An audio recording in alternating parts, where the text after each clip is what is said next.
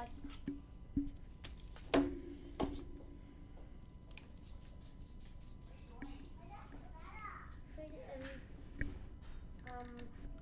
That in there. I have Nick the doctor upon it.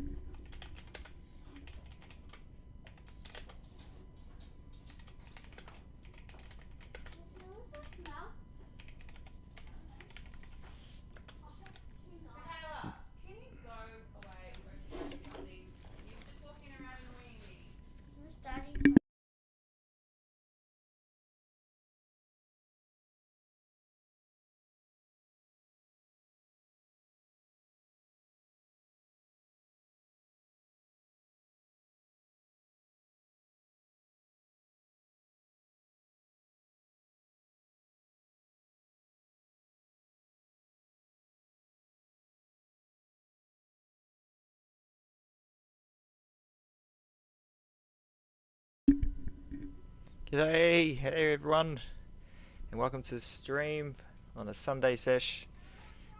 Company with my daughter, Michaela. Let's get this a bit to the side.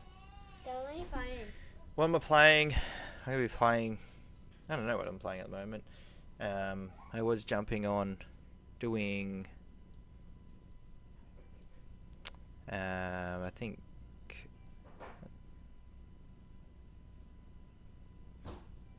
yeah, so it's literally got that. Okay, so yeah, I'm going to be playing, you sound weird, right? No,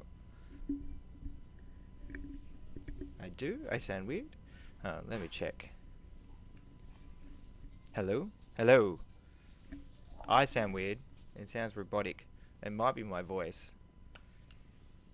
That's not right. Why does it sound robotic?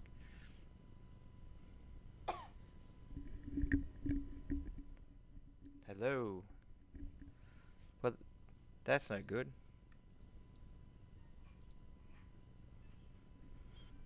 I thought I could smell something weird coming off it. But I know that my my voice is pretty shit. It has not been great. But yeah. What are you doing? What are you playing? You've asked that question like several times. Had that. It's better now. Okay, that's good. It's good that it's better now. My mom had that. I don't know what she's talking about. Daddy. My mom had that. You don't know what I'm doing. My mom not finally say. Cause my mom needs to down that. Okay.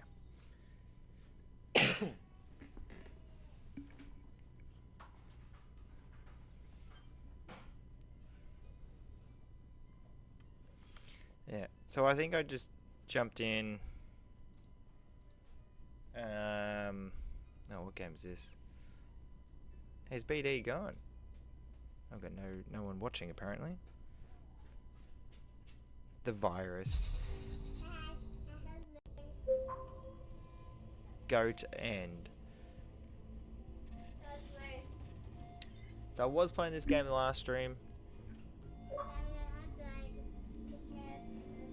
Oh, okay. Yeah. Just give me a sec.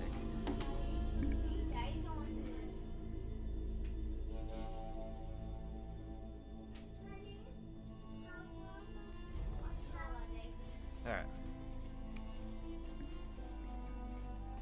Good bro, the virus, lol.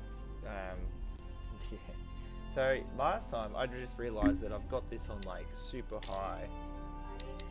So basically, we might just go, because yeah, if I have it on super high, it just goes crazy. Because it will go up to the highest amount on my graphics card. But if I favour performance, so I'll apply that.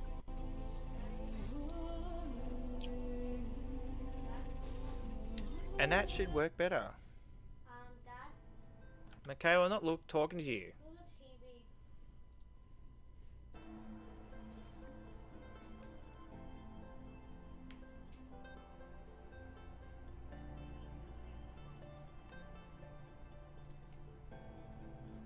Alright.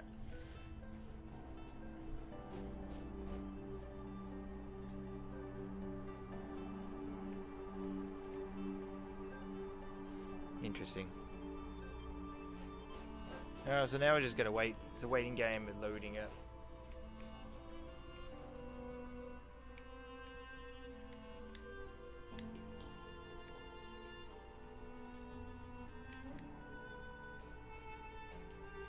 So we'll just have to wait.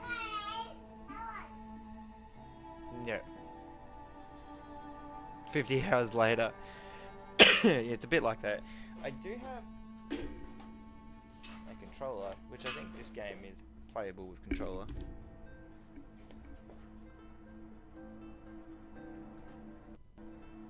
There we go. Oh, I just need to sit back and play. I hope that hasn't screwed up my mic.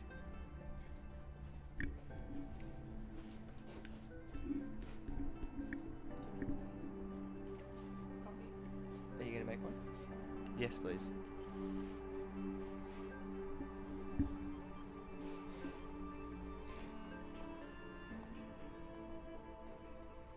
Hell yeah, let's have a look.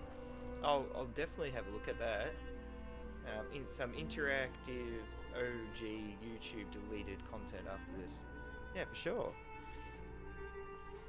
I won't play this for long. So I'll tuck it on. Keep my daughters entertained watching.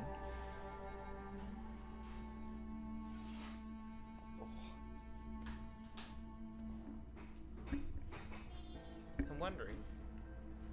OG YouTube deleted content after this.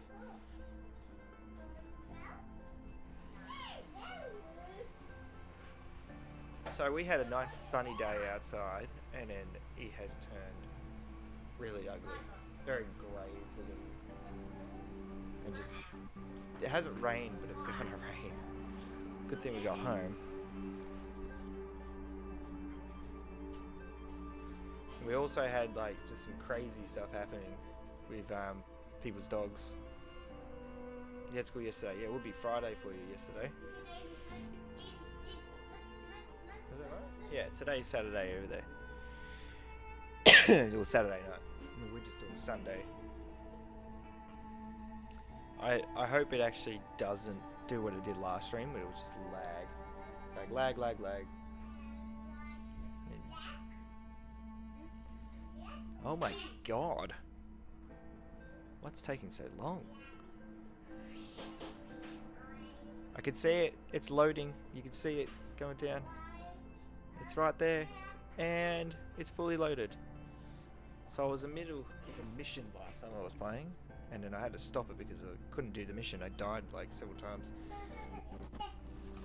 Okay. So I'm watching. Make sure that everything works fine. Look at the graphics. It's absolutely atrocious. Just because I can't play this game on my computer. Look at her face. The quality is terrible. Look at the box. So I can just play it and it doesn't lag. Oh, I think it is lagging already. It's already lagging. Daisy, what are you doing? You're weird. You're very weird. It's already lagging. Oh, whoops. This is for just performance.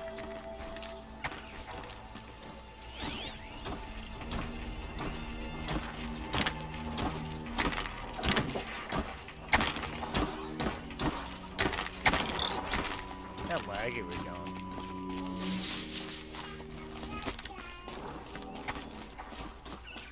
It's so laggy.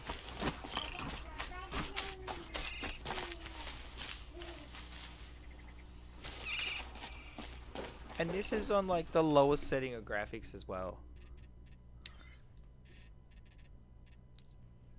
It's on favored. Low. Clouds are low. Off.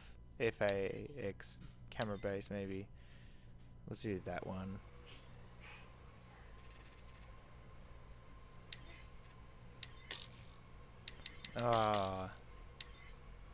So that's the original preset, which is all medium, but I've got it on low. Oh, I can't even put that on.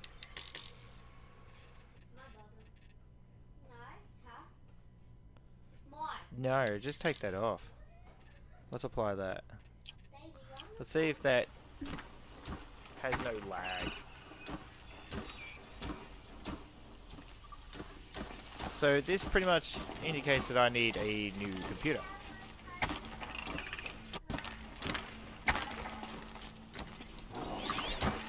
No.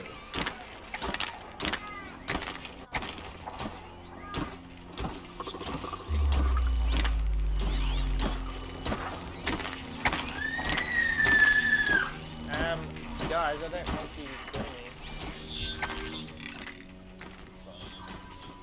Yep, okay. This game is hard done.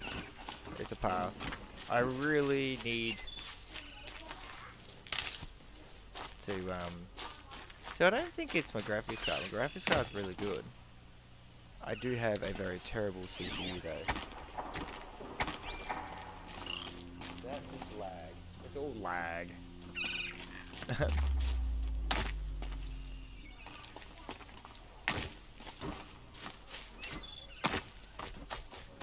So I can play the game with no problem. These will keep.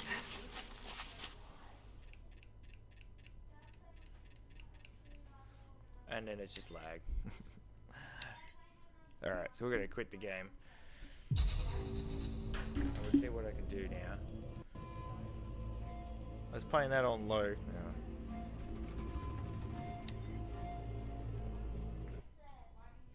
Exit. Bro, that camera freeze low. Yes, the game is not suited for my streaming.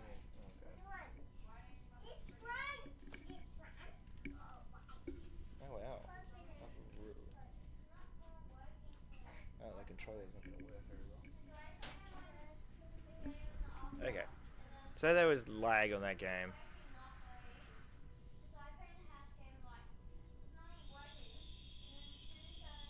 Alright. That one there. Oh god. I wouldn't want that.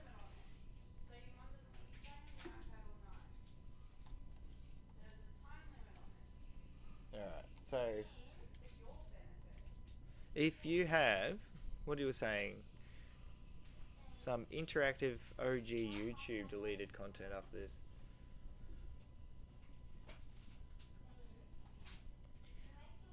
Alright, I think you can probably tell me. Is it your stuff or just somewhere where I can actually go have a look?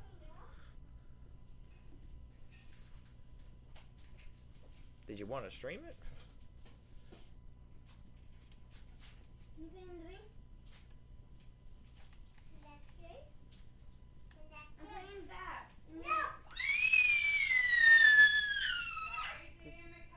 Guys, stop screaming.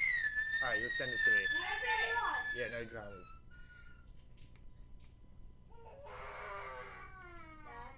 Michaela, stop it. Alright.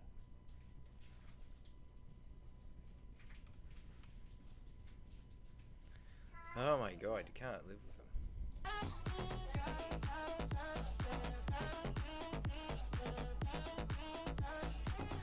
So pick a number 1 to 3.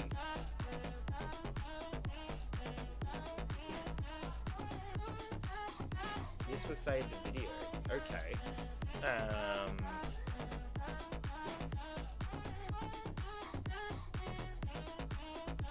1 to 3, okay. I'll say 1. We'll go 1.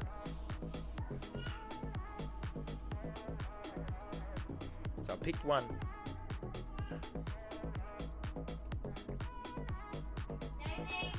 I'm going to pick 1. For now, I just put this on. This won't have any problems. I will have no problems playing this game.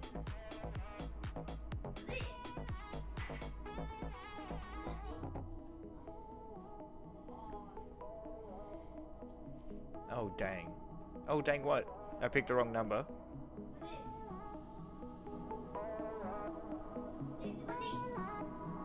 A knock at the door it is then. What what are you saying? Thank you. Maybe you should have left it at home if you want your sister to play with it. I'm trying to work this out. A knock at the door it is then. Daisy, Oh God. give me that back. You're gonna give me that back. Maybe, yeah, as what Christine said. Maybe you should have left it at home.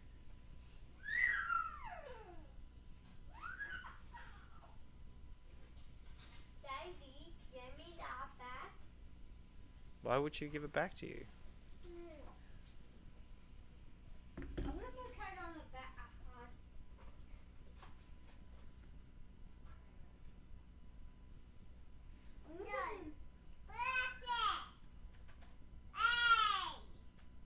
You're not listening. Okay, you're gonna send it.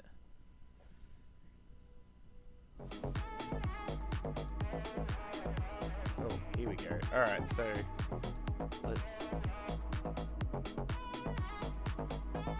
Story so I'm gonna put blue in the bin.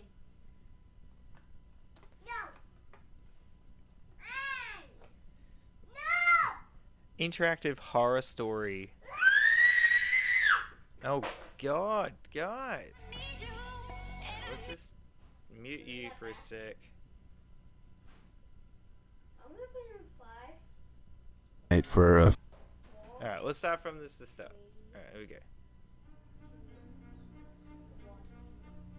It's Christmas break, a few days before Christmas, and your parents are going away for the night for a friend's holiday party in the city.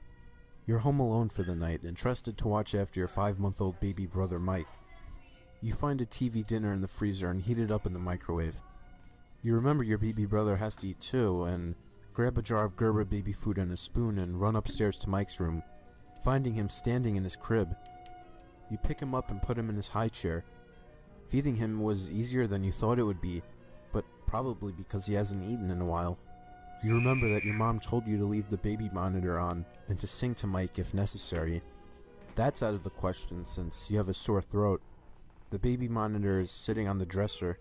You press the yellow button on the recorder and grab the little walkie-talkie to bring with you downstairs, after putting Mike back in his crib.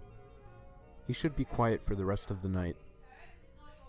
You look out the window and see the snow is still coming down hard, and it's getting noticeably more chilly in the living room, so you set a fire in the fireplace. You proceed to turn on the TV and kick back on the couch. The default station on the TV is the Weather Channel, where you see the temperature is 10 below and dropping. The weatherman is currently warning of serious snowstorms approaching. He warns that it's advised to stay indoors and to avoid any travel. The thought of your parents instantly comes to mind, and you feel a bit of concern and worry, but you assume they'll be fine and flip to a movie station. A pretty comfortable way to spend a snowy night. Everything is fine and relaxing until someone's at the front door. Knock Who at would the be door. knocking at this hour? There's no way of checking who's at the door as the window faces away from the front door. Maybe it's your parents. Maybe they heard the news of the storm and turned around.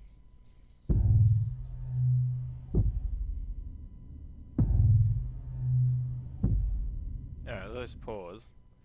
So this video got deleted, so some stuff will be gone. Lol.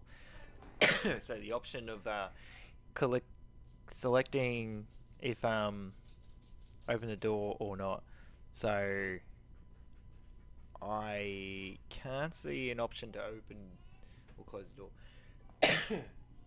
Alright there, doggo.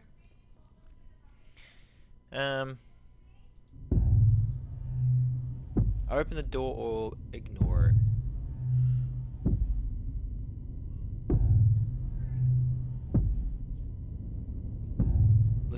I'm gonna open the door. Let's open it.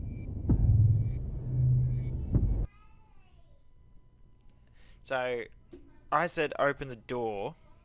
Would you send me another link for it? It's in the description. Oh, okay. So wait a second. Watch on YouTube. Let's flick it to YouTube. So pause that. Click on one of the animations on the text at the end of the choice.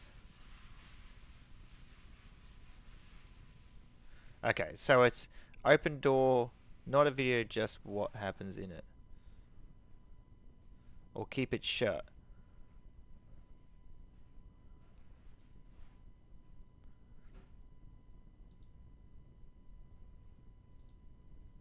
In open the door, you would have opened the door to see bare footprints tracking to the backyard. You then go out inside and hear noise coming from the baby monitor. From there, you have the choices: check on Mike, check the backyard, or ignore it.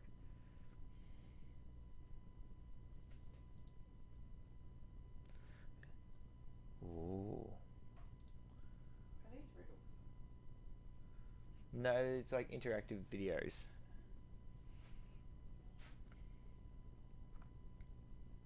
Yeah, okay, so open it is gone, so they have to make something else. Let's go and check on the backyard. We'll check on the You run backyard. to the closet, slip on a coat and boots, and run to the back door of the house. You turn on the backyard light and look through the sliding glass door. You can't see anything. You slide open the door and step out into the backyard porch, which is covered by the awning.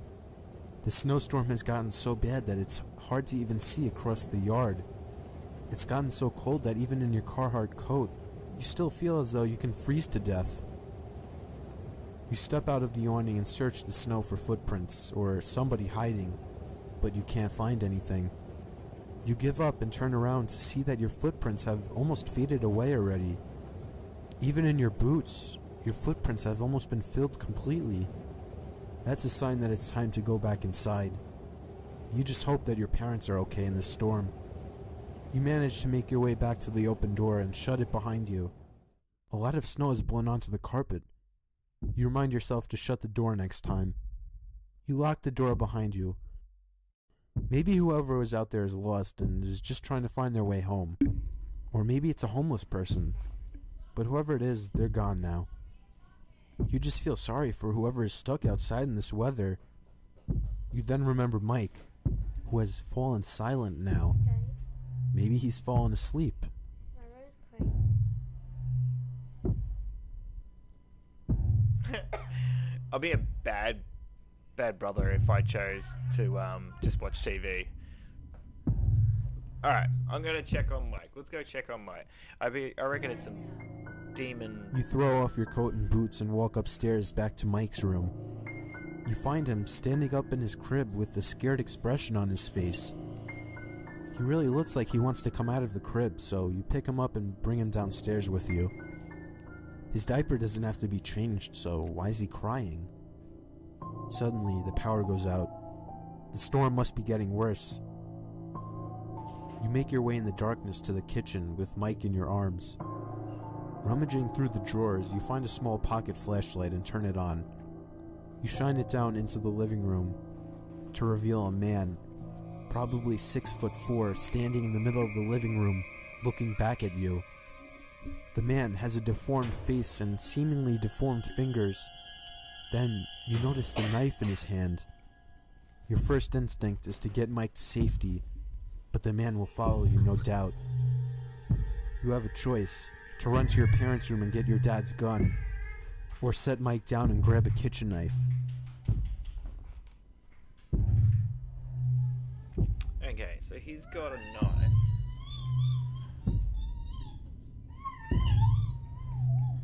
What about if I just get my daughter's plane and I just throw it at his head? Ah, stop attacking me. Alright.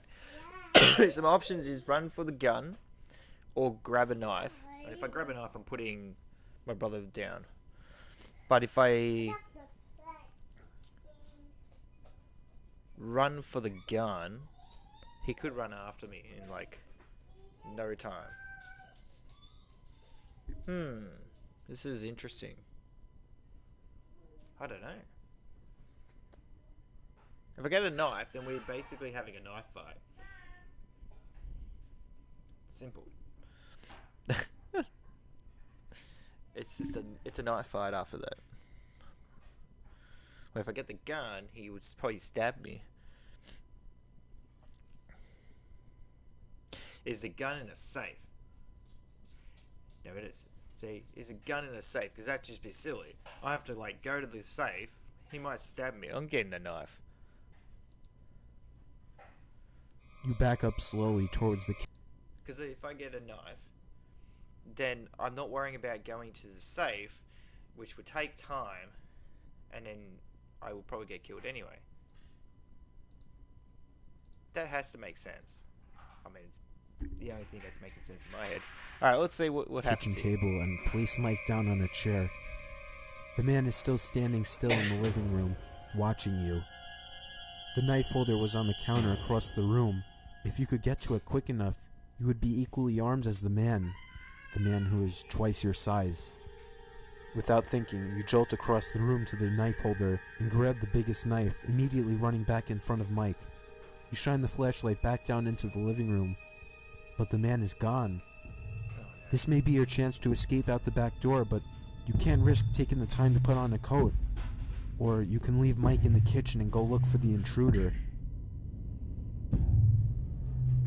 Okay, so he didn't follow me.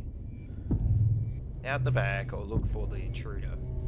Yeah, but if I look for the intruder and I have Mike sitting on the couch, he could probably just grab Mike. Oh.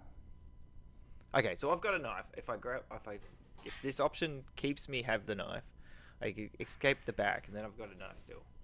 I mean, the guy is, what was he, 6'4" or something?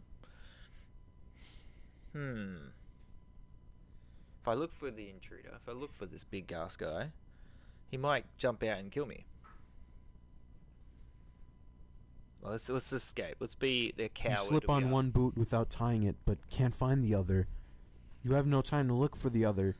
You slide open the door, pick up Mike, and run into the storm, leaving the knife behind. Your sweatpants and shirt are not enough to keep you warm in the storm. And little Mike is only a baby. He won't last long out here. Neither will you. You struggle to make your way through the knee-deep snow to the gate. Your foot without a boot is already numb, and you can feel your hands starting to freeze. Mike has fallen silent, hardly even moving. It's cold. You make it to the gate, but the snow is so high and thick, the gate doesn't even show a sign of budging. This was a bad idea. You won't be able to survive out here. The snowfall resembles a huge pile of snow being pushed off of a roof, only everywhere. You slowly and painfully start to make your way back to the awning, which is now also full of snow. Upon getting closer, you notice the door has been shut, and somebody was standing on the other side. It was the deformed man standing on the inside, looking back with a smile, an almost toothless smile, with his only teeth being brown in color. And with that, he turns around and walks off into the darkness of the house. You try to get a scream out for your neighbor to hear, but your sore throat prohibits you from screaming loud enough for them to hear. You look down at your little brother, who now looks like a little snowman. He hasn't moved since you left the house. You refuse to put him down anywhere and decide your only option is to try and break the glass. You gather up all your remaining energy and elbow the glass, but it doesn't even make a bang. Your one fatal attempt proves it impossible. You're too weak. And with that, your carelessness led to the slow and painful death of your baby brother out in the storm. Oh, that's terrible. So, basically, that option was terrible. You back up slowly towards the kitchen table and place Mike down on a chair. Okay, so the real option is not to go outside in the freezing cold, is look for the intruder.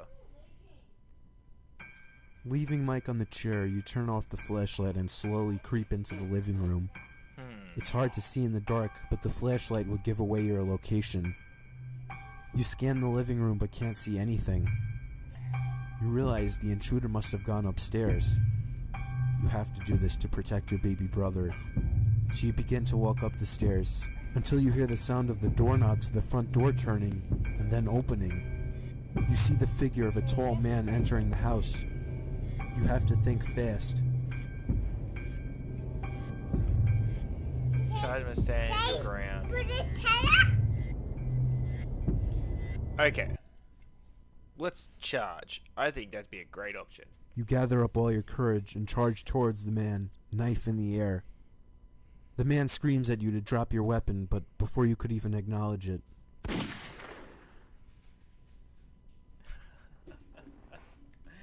Oh my god. Alright. leaving, So, I died by charging you at stand your ground and the man notices you.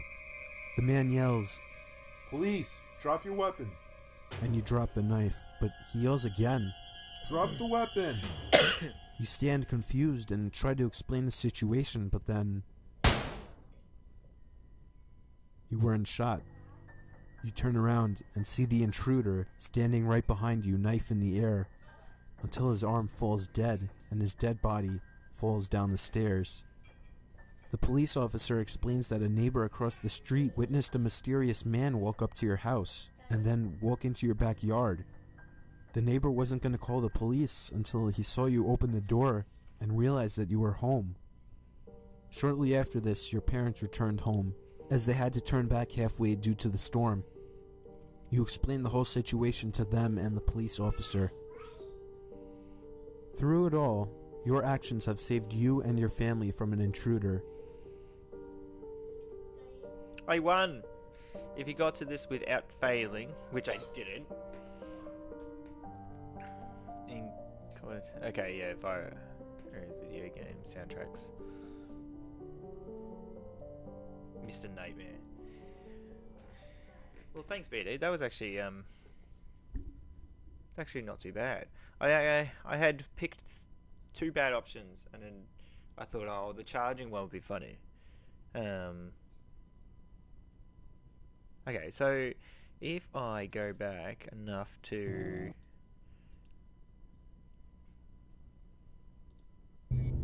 okay, so this is the first one. There was open the door, keep it shut. You ignore the knocking and continue to watch TV. Anyone knocking at this hour is probably not someone you want to talk to. You try to get your focus back on the TV, but keep thinking about who could be out there at this late hour during such a terrible storm. Whoever was there isn't knocking again. Maybe they left. You walk to your fridge to get a snack before calling it a night, but while you're in the kitchen, you hear a sound come from the basement. It sounded like some kind of bang. Okay, so with that you have different options. It says check it out, but it's if I say check it out, far out, how many videos? You are slowly walk downstairs to the basement and turn on the light. This basement has always given you the creeps. You assume the sound you heard was just something falling over and came down to make sure. As you reach the bottom step, you notice right away that a book had fallen off the old bookshelf leaning against the wall. That must have been the sound you heard. You put the book back on the shelf, but as you look across the room, you notice shattered glass spread across the floor, under where the basement window is, and snow is blowing in through the broken window. You wonder what could have done that. You then realize the person Wait, did you just say 23 videos? 23 videos of this version. I was at guess the so. door. The footprints that led to the backyard. Somebody broke this window, and now they're inside the house. You turn around and head for the stairs, but you see a tall, deformed-looking man standing by the stairs. Before you could move or even attempt to scream, the figure jumps towards you, and then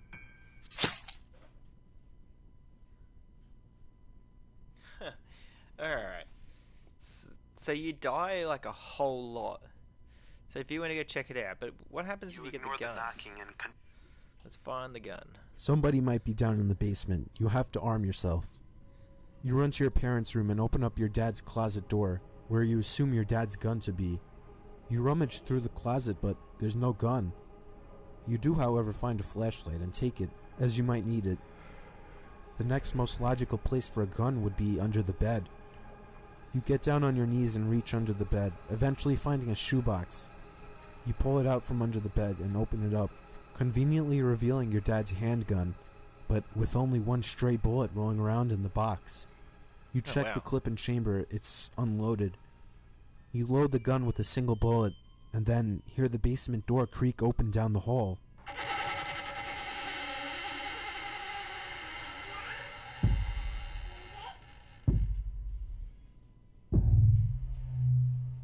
Okay, so if I have one gun, you want to stay in the bedroom.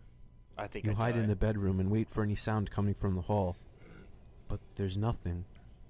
No sound of anybody stepping out of the basement, just the sound of the basement door opening. Suddenly, you hear the sound of Mike crying from all the way upstairs. You realize this is the perfect way to draw out an intruder, if there is one. The sound of Mike crying may draw their attention, and as soon as you hear them coming up the stairs, you shoot them. You then start to realize how ridiculous that idea is, but before you can dismiss it and go check on Mike, the power goes out, and you hear the sound of the back door sliding open, and then heavy footsteps run into the hall. You run into the hall, ready to shoot, but whoever it was already running down the stairs to the basement. You stand in shock, shivering in fear, and wait in the silence until...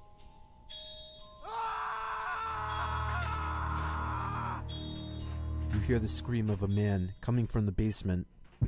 You turn on the flashlight and run to the basement door.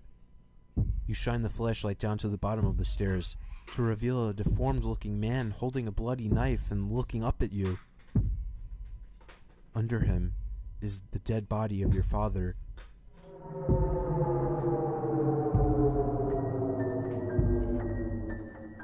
You raise the gun and shoot the intruder in the head.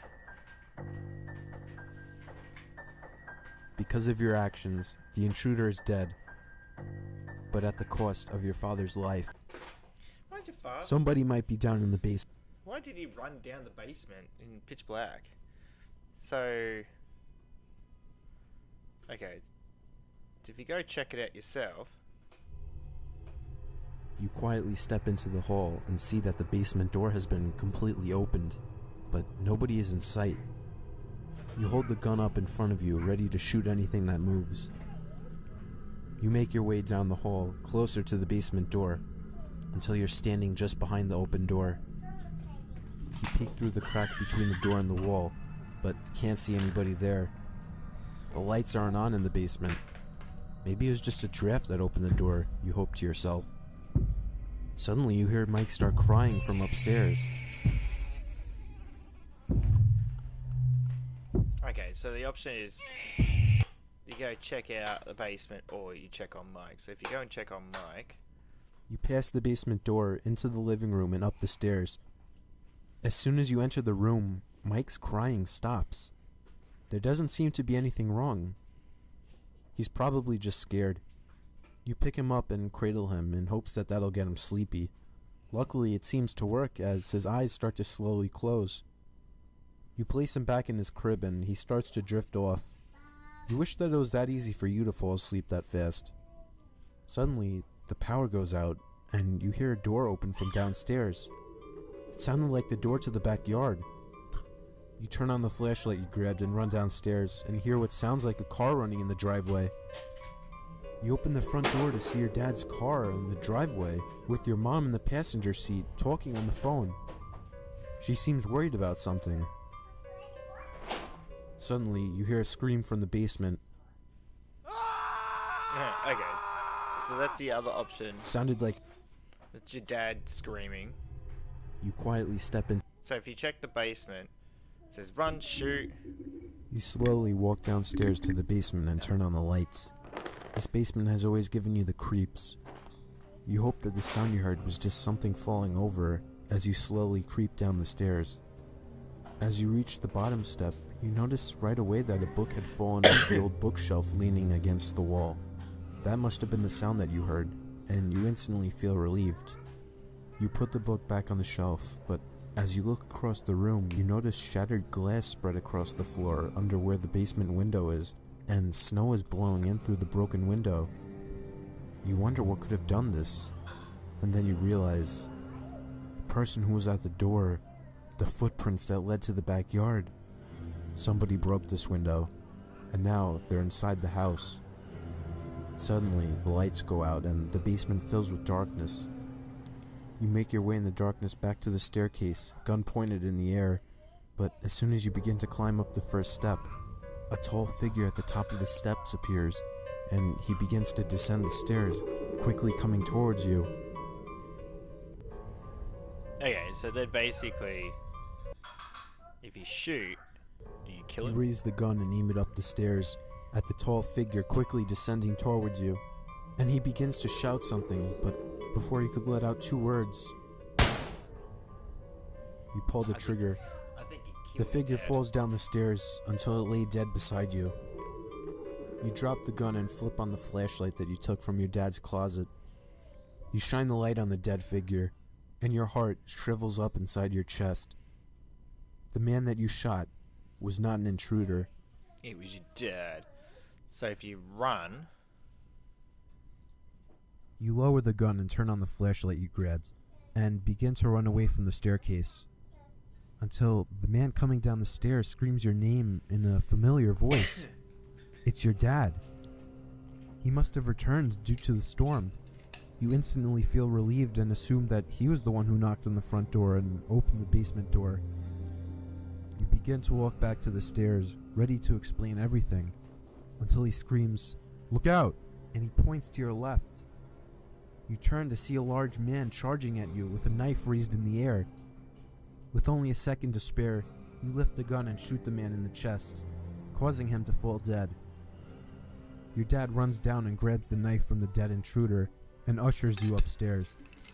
Your dad explains that he and your mother had to turn around halfway and come home due to the storm. When he got home, the neighbor across the street came out and warned that she saw a man go into the backyard.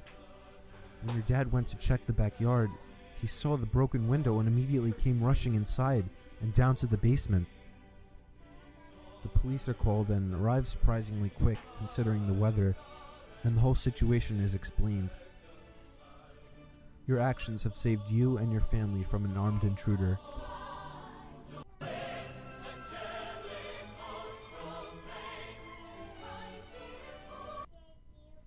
that was actually quite interesting. I actually enjoyed that. I mean, I think I've seen a couple of videos before, but I don't know why they're deleted. Huh. Anyway, and I was sort of reading over here, someone was saying, I don't know why.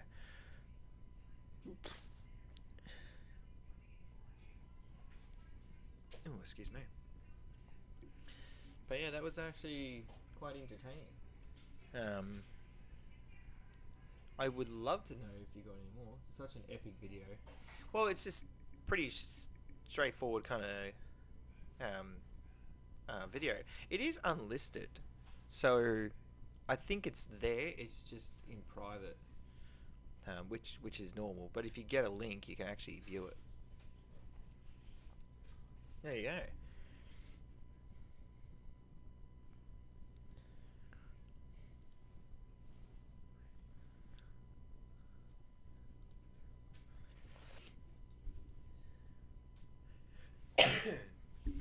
Let's see if he.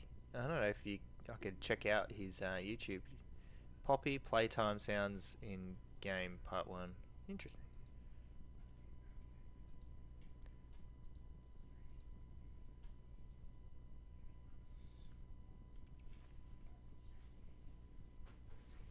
This is a re-upload, and the curator strikes any re-uploads.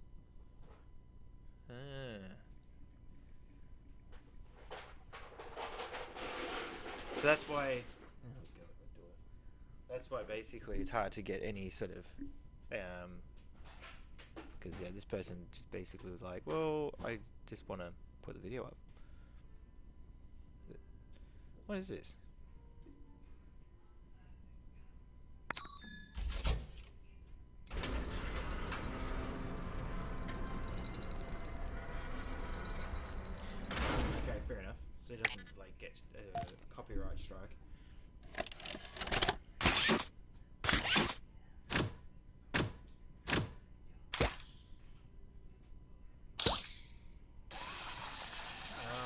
see what this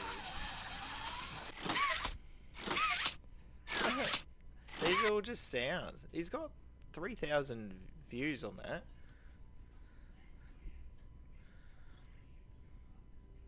Huh. Alright, so what was number 2 and 3? Do you have a couple more? Or do I only get to pick one?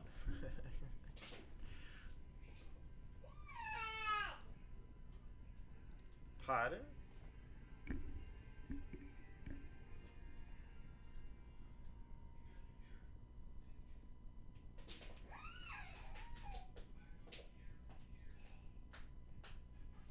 Would you send another one, BD? Would you send? Number 2 was the house. Was the house.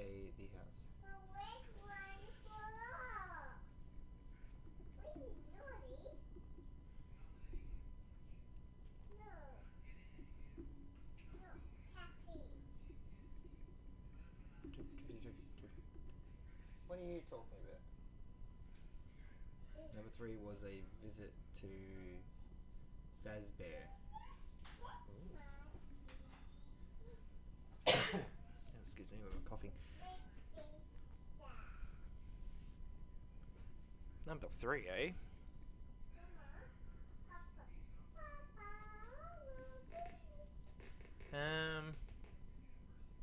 I'll go number 3. Let's go number 3.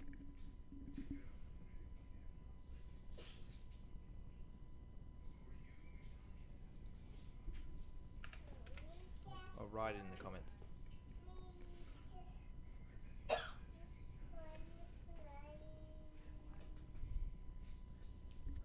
Oh man. So I haven't been well for the last week. Been battling a cough.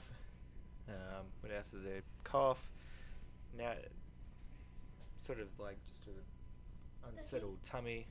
And take this to my Mum? kids. Battling my kids. You want to take this to your mum? No.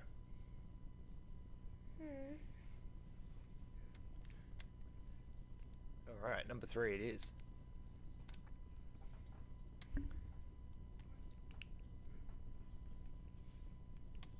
Oh, you gotta try and find it.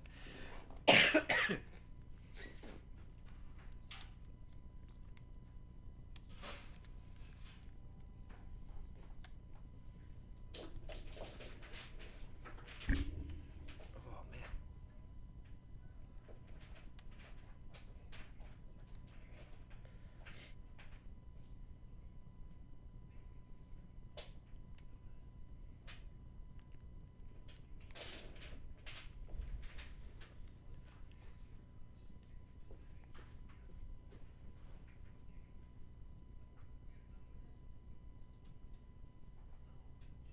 What did I press? There we go. Alright, so while B is finding a reload, hopefully you can find it soon. Oh, I think I found it.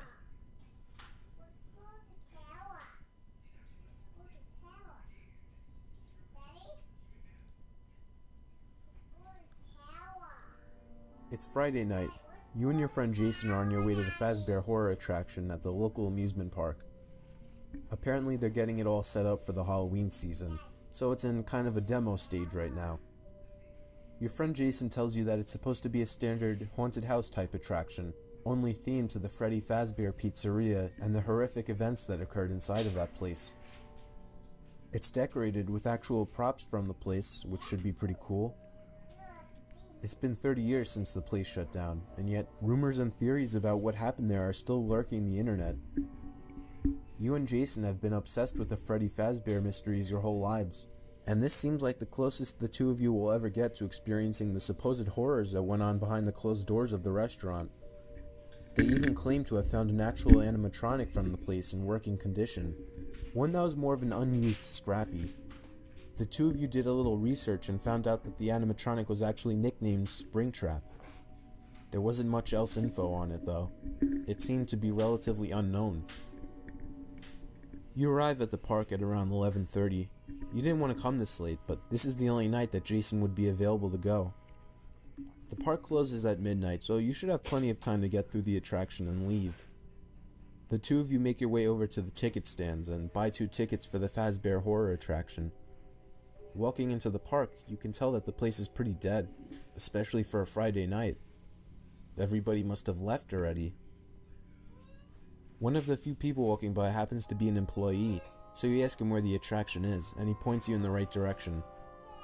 Moving in that direction, it doesn't take long until you see the big glowing sign reading Fazbear, the horror attraction, with a big illuminated Freddy Fazbear head moving its mouth up and down above the door. The kid manning the entrance is so absorbed in his cell phone that when you hand him your tickets, all that comes out of his mouth is a barely audible grunting noise. Just a typical teenager who's clearly unhappy to have the Friday night shift. You assume the right to push open the door and step into the building. The door slowly closes behind you, and that's when you notice a big warning sign stating that if anybody is to steal or move any of the props, they will be heavily fined. The floors are filled with fog, to the point where you can't even see your feet, and the walls are decorated with old posters and torn pictures, mostly just the restaurant's characters, poorly drawn by kids. It's creepy, but it's not scary, says Jason. You reassure him that it will get scarier. You just walk through the doors anyway. Jason puts his hand on your back and nudges you forward to move down the hall. Moving forward reveals more props. Walls still covered with crumpled papers with poorly drawn pictures of the characters on them. Up ahead there's what appears to be a glowing jack-o'-lantern on the floor, but upon getting closer, you realize it's the head of Chica, one of the animatronic characters. Do you think that's the actual head? You ask. Yeah, it better be, he says. Is this really supposed to be scary? You admit the atmosphere does have a creepy feel to it, but so far, it's not scary. Hopefully it's building up to something good. Walking down a little more, the two of you come up to an intersecting hallway. You freeze in your tracks when you think you could hear something moving around the corner. It's probably just other people going through the attraction, says Jason. Do you really think we're the only people in here? Yes, I do actually, you tell him. Jason jokingly pushes you forward towards the corner, but as you turn your head, something screams and lunges towards you. You let out a shriek of terror and fall to your knees, only to realize it's just an old Freddy Fazbear costume. It's attached to some kind of remote handle in the wall. It's designed to scare people. You get back up on your feet to have Jason laughing in your face. Alright, you douche, it would have scared you too, you tell him. The remote rod holding the Freddy suit rolls back to hide the suit behind the corner. You walk up to it to get a closer look at it. It seems pretty genuine. You call Jason over to come feel it, but he doesn't respond. Jason? Jason, where are you? Hey, check this out. You turn around to see Jason in a room across the hall by some kind of arcade machine. You think it still works? He asks. No, of course not, you respond while approaching the room. Jason continues to fiddle with all of the buttons, hoping something will happen. Alright, let's keep going. Your heart skips a beat at the sight of a demonic face popping up on the screen of the game. You turn to see Jason's face, noticeably full of fear. Wow, that got me, he says. Let's keep going, it seems to be getting better. You keep walking down the halls and suddenly you notice there's no more fog on the ground. They must have turned off the fog machines for whatever reason. They definitely paid attention to detail with the place. There are papers all over the walls, scattered across the floor, fake bloodstains on the tiled floor, even pipes and wires dangling from the ceiling to give it a broken down look. It almost feels as though it's the real restaurant. Of course, you wouldn't really know. As you keep moving down the dark hallway, preparing yourself for any more jump scares, you notice you can't hear another pair of footsteps behind you. You turn around. Jason's missing again. You call his name, but there's no response. You call louder, still no response. Where the hell did he go? A sound comes from behind you, in the direction you are walking in. You turn back around to see the figure of a man down the hall. It's too dark to make out any features, but you know he's staring at you. The motionless figure of the man down the hall sends a chill down your spine, and you're too disturbed to try and rationalize the situation to think that maybe it could just be another park visitor. You move your leg back, about to begin walking backwards, but at that instant, the figure down the hall turns around and walks away into the darkness ahead. You're left standing there, not knowing what to think or do.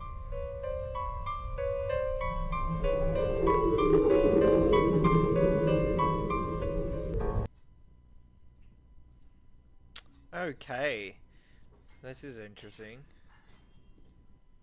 So turn around and find Jason or follow the man. What to do? What to do?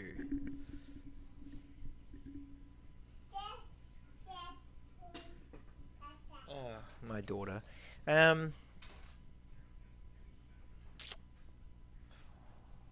If I follow the man... Because where the hell did Jason go? Did he die? Well, he's just looping around on his own.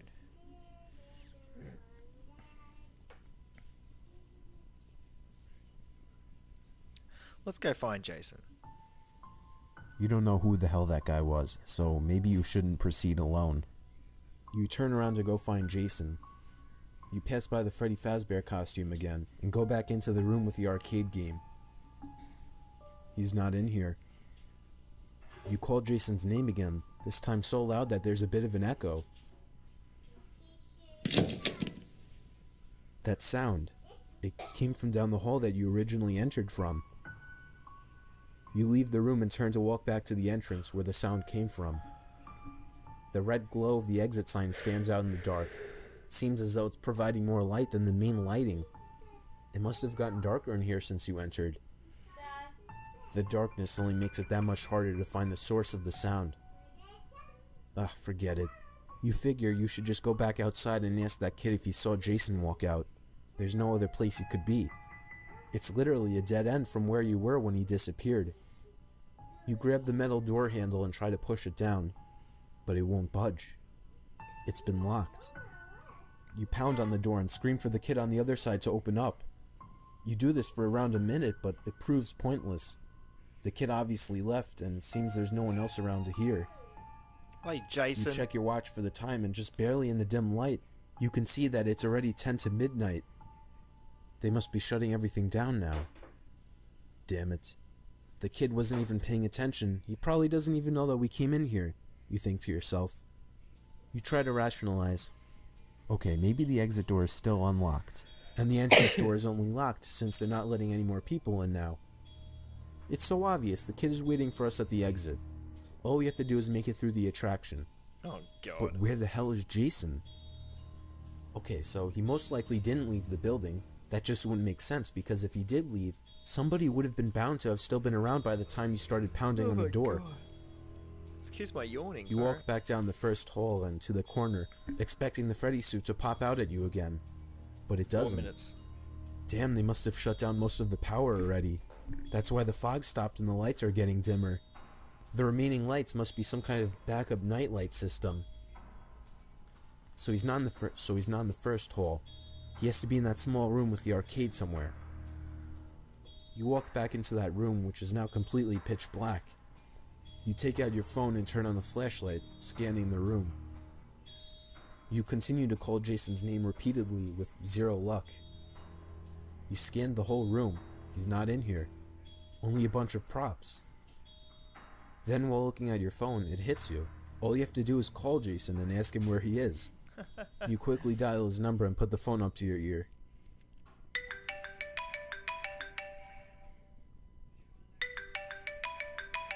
It takes a few seconds for you to register what you're hearing. It's Jason's ringtone. It sounds like it's coming from above you. Flashlight's still on. You look up to see an air vent hanging open. The cell phone ringing is coming from up there. Maybe you could find something in here to climb on to reach the vent.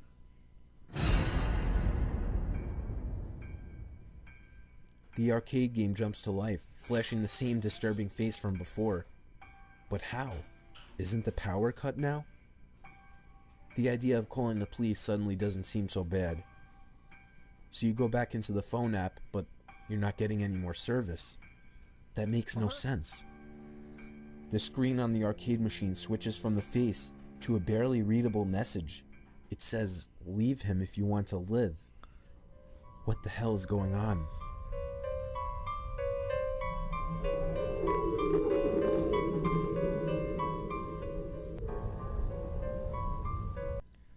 Okay, so if I go in the vents, I feel like there's something there, and I could die.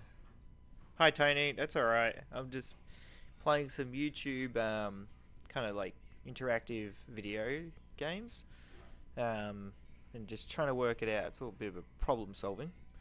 Okay, so I'm not going to go in the vents. I mean, that would be a good option, so we'll go back and see that option. But for now, I'm going to listen to the message and leave, and we'll see what happens there.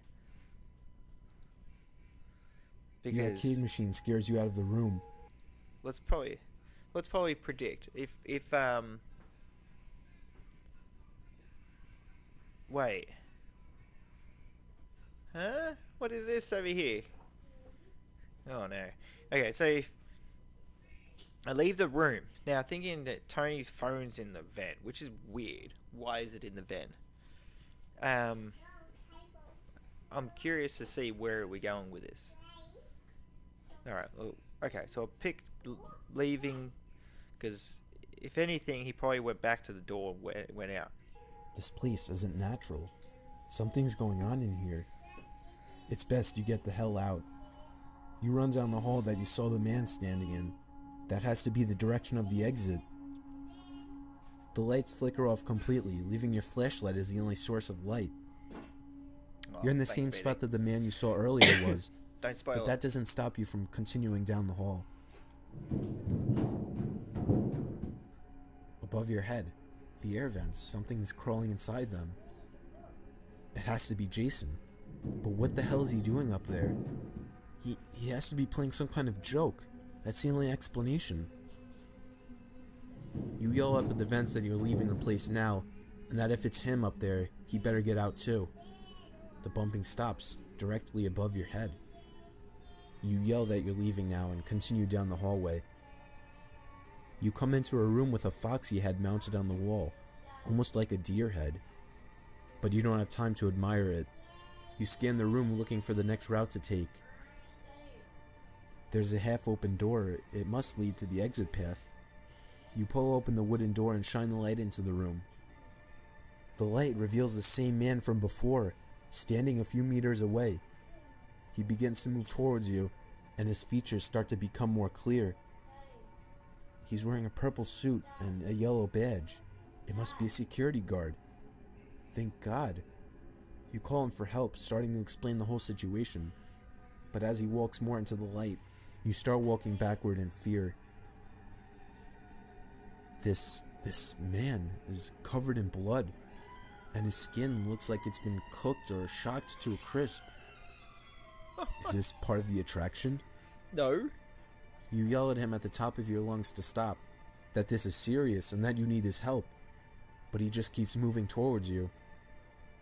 You notice the wounds and gashes on his arms and face, spilling out blood. It's too real. It's not part of the attraction. You turn around and sprint back down the hallway, back in the direction of the entrance. But when you pass the room with the arcade machine, you notice something hanging from outside the air vent. You enter the room and shine the light up to the air vent. You fall to your knees in horror, as Jason's lifeless corpse hangs from the air vent head first. Great. And above him is the face of the balloon boy, only a charred, decrepit version of it. It lets out a distorted laugh before you hear the door to the room slam shut. You shine the light over to reveal an animatronic rabbit-like creature that you've never seen before, standing by the door, staring right at you.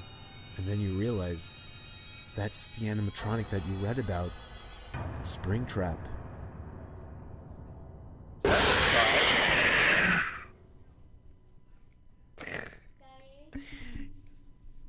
BD, am I dying in every single... Okay, so I just died in that...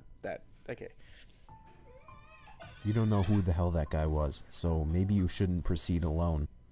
Okay, let's go in the vent. There's a So couple of obviously- crates in the corner of... Okay, so if I go into the event, I'm sure I'm gonna see Jason dead there.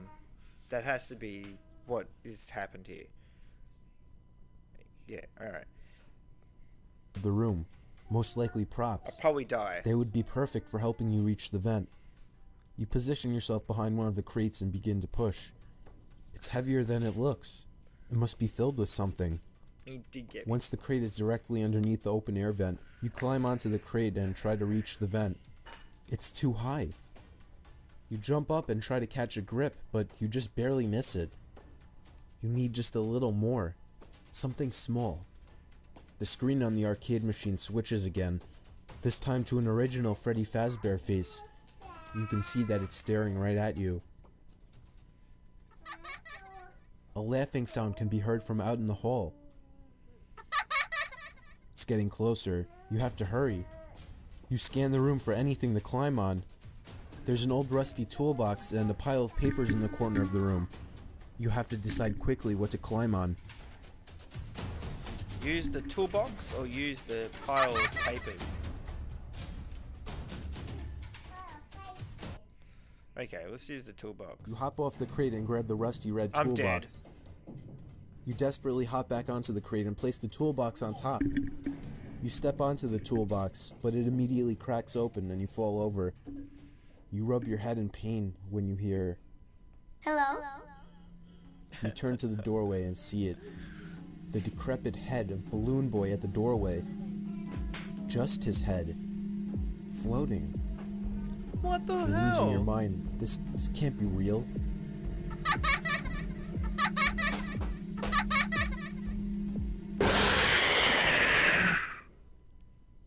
Okay. There's a couple of crates in the corner of the room. Pile of paper. Would that You work? hop off the crate and pick up the pile of papers. You desperately hop back onto the crate and place the pile of papers on the crate. You step onto it and get ready to jump. If you can't reach it, the pile will surely collapse from your landing, so you only have one chance. Hello? In your peripheral vision, you could So what was that? Breaking Bad song starts playing in the background. see something by the door. Only it isn't a body. Do it. You don't dare to look. You jump up and manage to grab a hold of the edge of the air vent. Suddenly, something brushes up against your leg. That's all the motivation you need to pull yourself up into the air vent. You crawl away from the room as fast as you can, into the dark air ducts. You're too afraid to look behind you and fear that something will be following you, whatever that thing was. You need to find Jason and get the hell out of here now. This place isn't just an attraction. Up ahead, you see something laying on the floor of the duct. Upon getting closer, you realize it's one of Jason's cigarettes. Now you know he was in here. As you continue to crawl on, you come across an air vent that leads into a little storage type room. There's a few boxes, animatronic parts, even a life-size statue of an animatronic in the corner. Then you notice somebody in the other corner of the room, sitting in an office chair. You call to them for help and rattle the air vent to make noise, but the person doesn't even acknowledge it. You could break open this air vent and hop down in there if you want.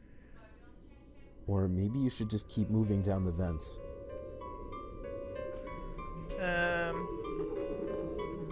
Let's break in. You hit the I vent got chased. repeatedly with your elbow until it breaks open.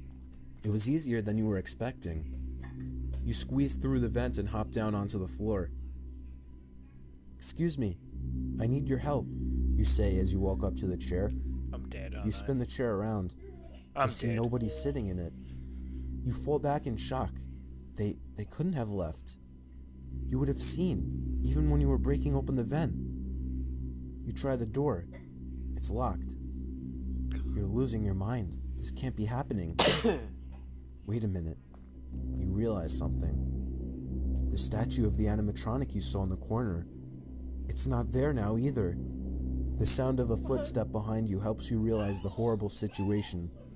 You turn around to see what you assumed to be a statue was actually a real animatronic. The animatronic that you had read about online. Springtrap. I know, I was just saying, wrong with you. It's just started raining.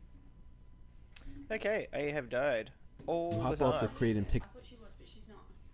She'll be here soon. Keep moving forward. Alright, so let's take that option. Yes, okay, so I didn't die. Something's I not don't right die in about video. this. It's giving you a bad feeling. Maybe it's best to just keep moving down the air duct.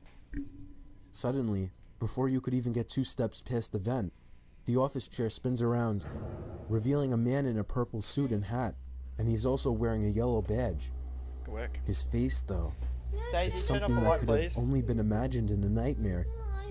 His facial features and limbs appear Okay. Pardon? And a light stem start. It's just raining outside. Daisy, can you turn the light off, please? Can you turn the outside light on? Michaela, do it, please. And turn off this light. Thank you. It's just too bright. Hey! Oh, good. Kids. Kids, mate. Oh, Daisy! Alright. deformed, covered in blood. Various bloody wounds suggest the man had been impaled by something. The man, or thing, suddenly turns its head up to you, through the air vents. You hightail out of there and down the ducts. You pass various overhead vents that are inaccessible, and eventually come up to the only other available exit, a vent that leads into an office-type room. You scan the room as much as you can. Nothing in there except for a big office desk, a fan, and another office chair. You bust open the air vent relatively easily and hop down onto the floor. The landing hurts your ankle a bit, but you can still manage to move. My ankle! The room you're in, it's a security room. It seems as though it's equipped with some controls to the building. There's even monitors to the security cameras. You need to get the lights back up higher in this building, so you examine the power switches, fiddling with a couple. One turns off the lights in the room, the other turns on some kind of alarm. It takes a few flicks and switches before you see through the glass in the office looking out to the hallway that the primary lighting is turned back on. It's still not super bright, but it's better than before. You figure now you can look through the security cameras to try and find a way out of the building. The monitor is already on, so you click through the different camera screens to try and find an escape route. The reassuring sight of an exit sign appears on one of the camera screens, and according to the little map on the screen, it's very close to this office. Just for good measure, you check a few more cameras to make sure the coast is clear. You switch to the next camera over to see a creature staring at the camera. It's an animatronic. Yeah. It looks like some kind of rabbit. And then you realize it's the animatronic you read about, Springtrap.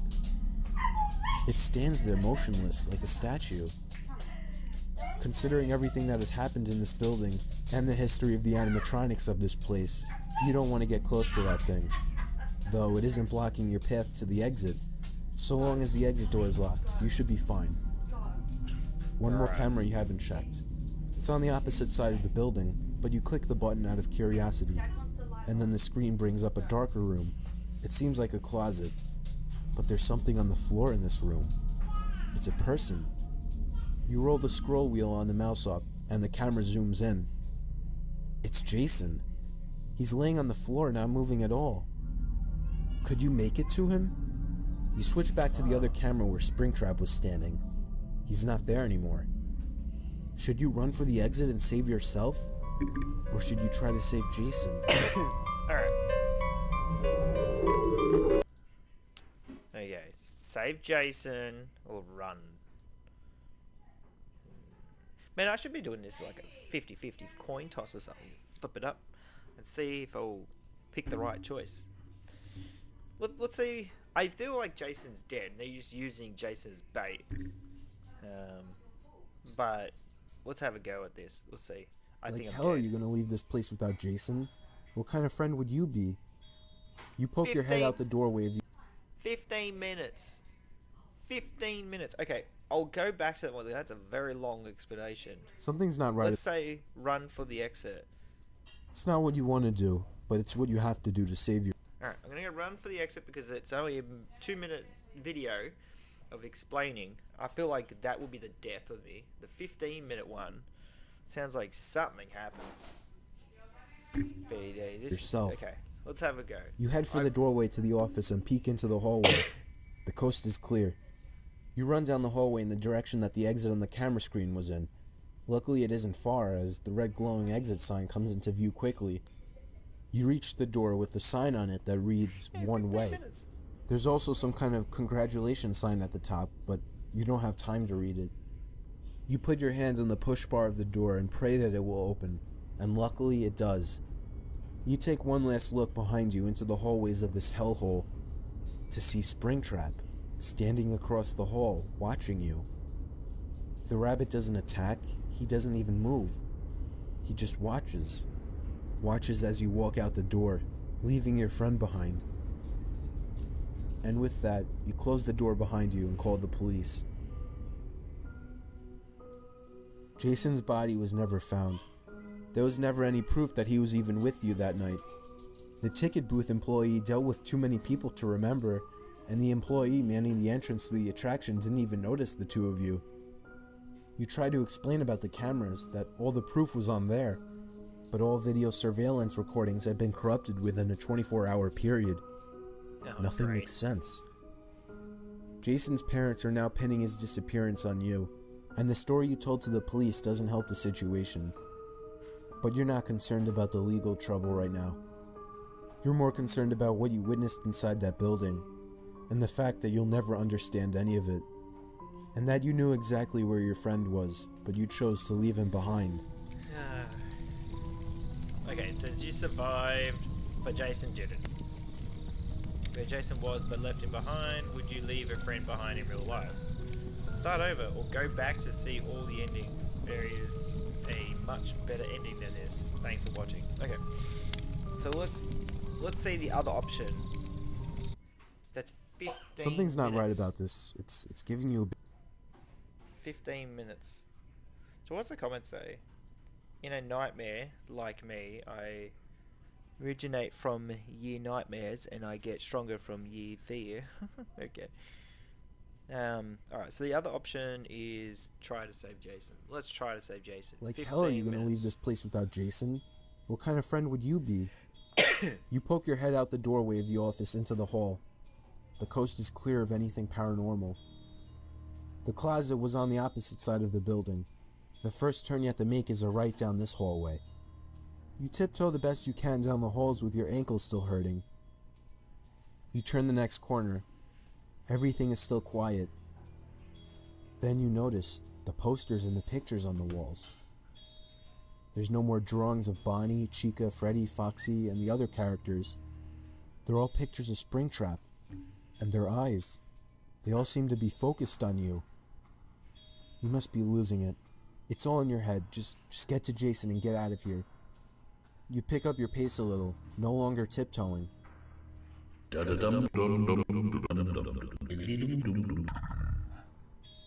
That sound, it's coming from behind you, but you don't turn around. You don't want to know what's behind you. You find yourself back in the room with the Foxy head mounted on the wall. You're almost there. You walk back down the hall across from the room with the arcade machine when a door appears on the right.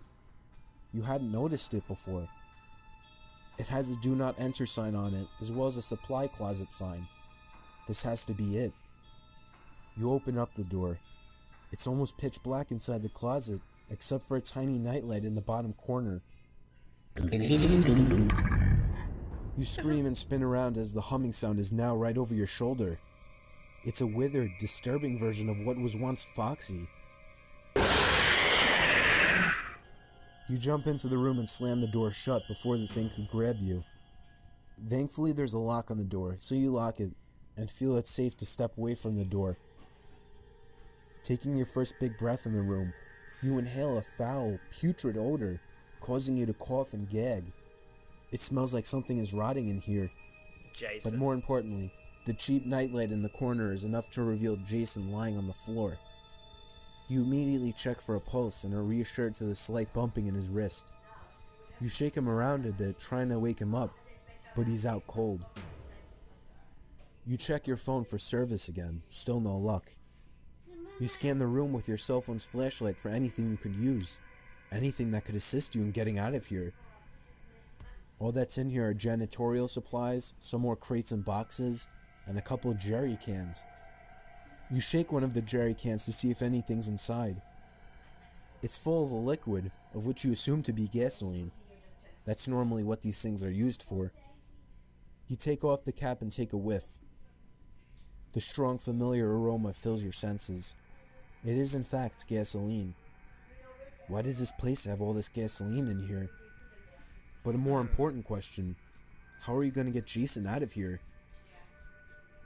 Becoming desperate, you decide to check the crates and boxes for anything that could assist you in escaping safely. You grab the handle on one of the crates and lift it open, and a blast of rancid, foul air hits you in the face before you could even see what's inside. You start gagging again from the unbearable stench, but manage to take a look at what's inside of the crate while holding your nose.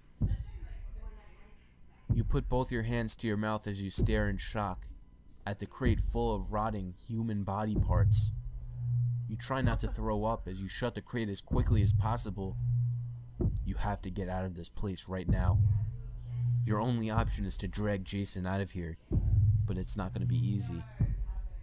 You have to check the hall to make sure that the coast is clear now.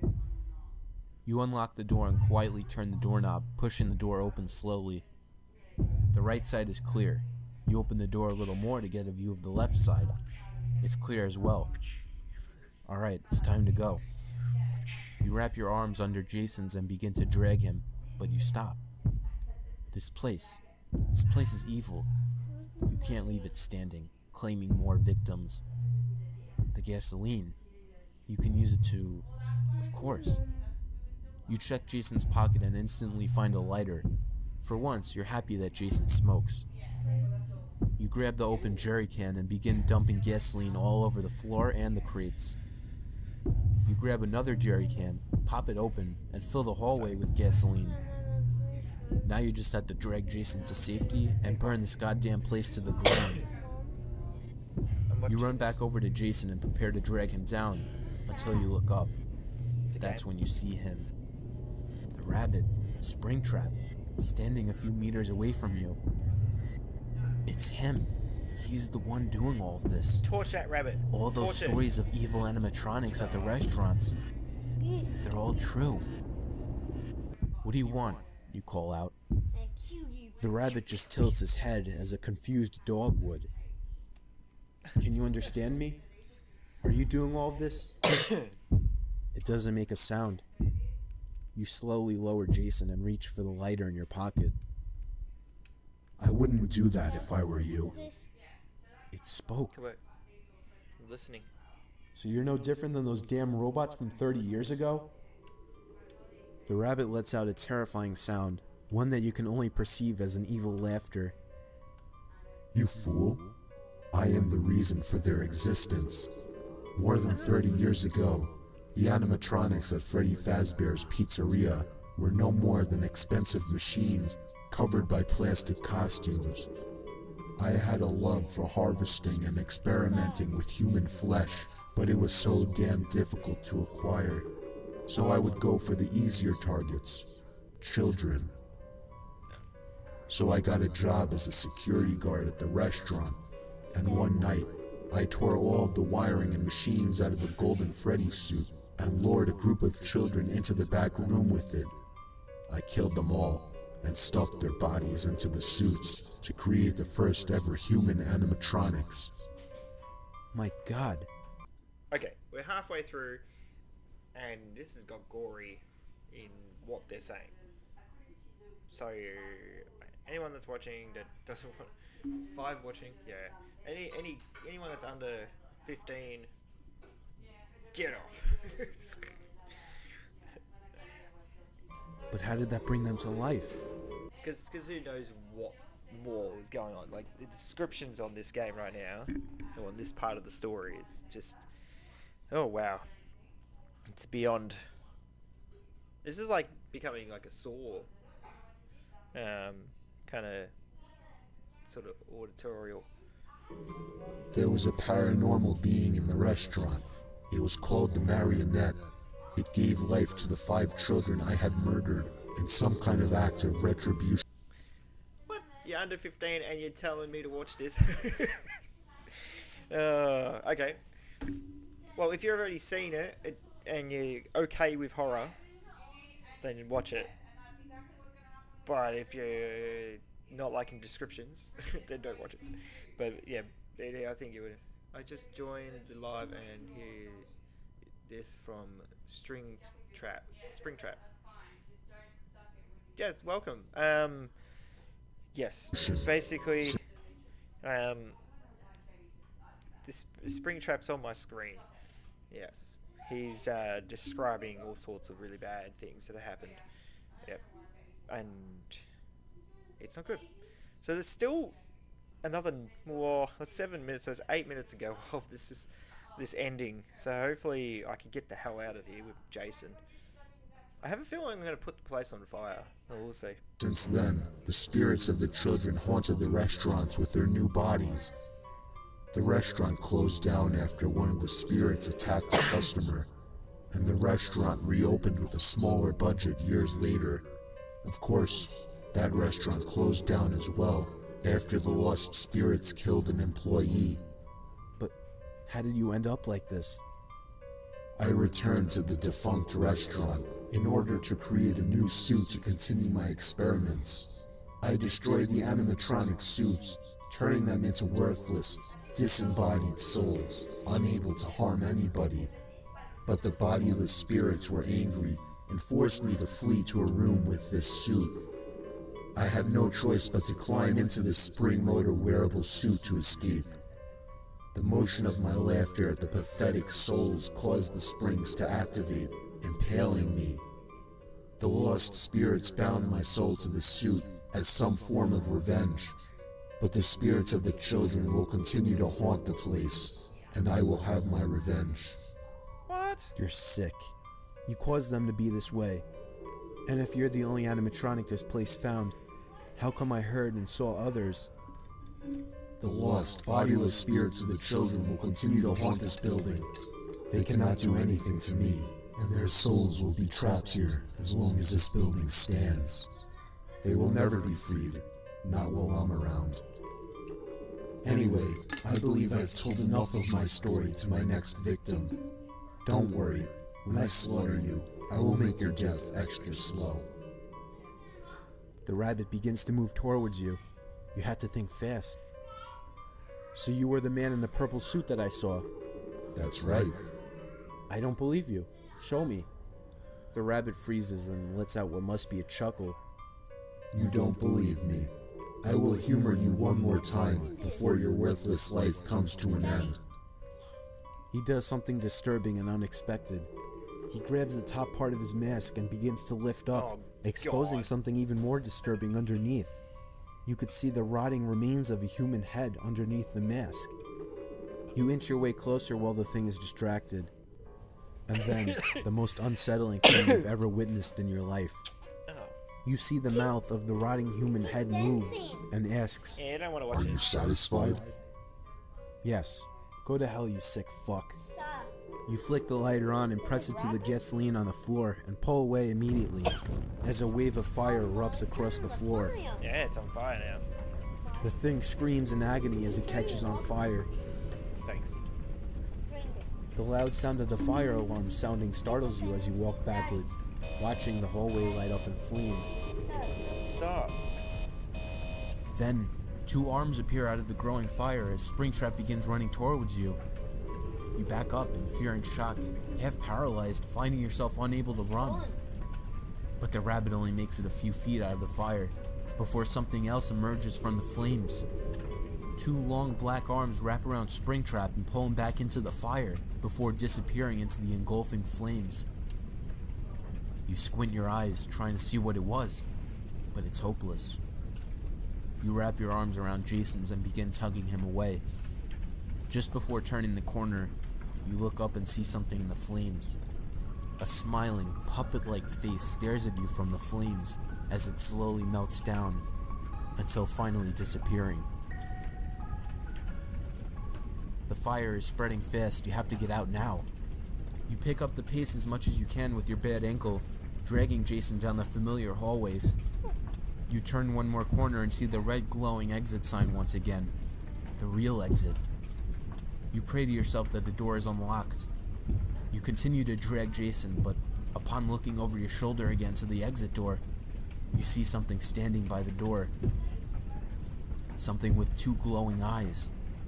It's Freddy Fazbear, but it doesn't make any sense. Everything the thing said about the spirits, how could it still be here? You're trapped. This is the only exit left. Everything else is blocked by the fire. You lose all hope and lean against the wall, falling down into a sitting position. You've given up, when suddenly you hear a laughing sound from down the hallway by the exit.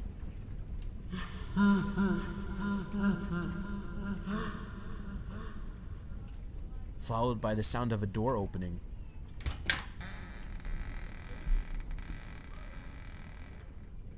You look down to see Freddy, holding open the exit door, staring at you. It's helping you escape. You jump back up, grab Jason again, and quickly drag him down towards the door. You make it to the door and stand face to face with the suit, which is still looking at you with its glowing eyes. You drag Jason out the door to safety and hear one more laugh coming from inside.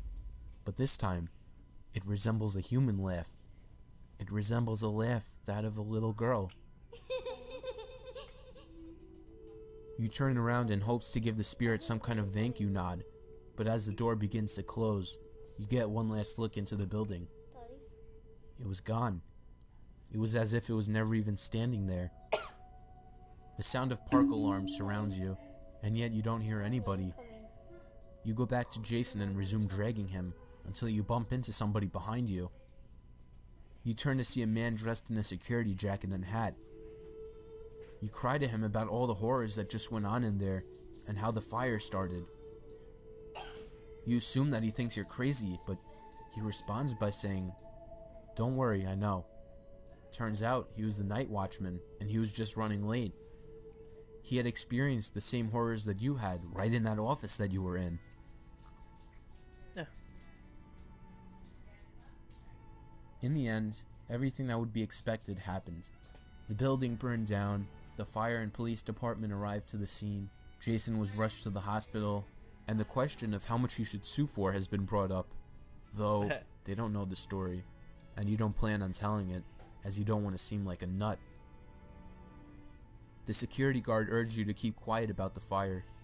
He made up a story about how it started, some kind of electrical failure with old machinery.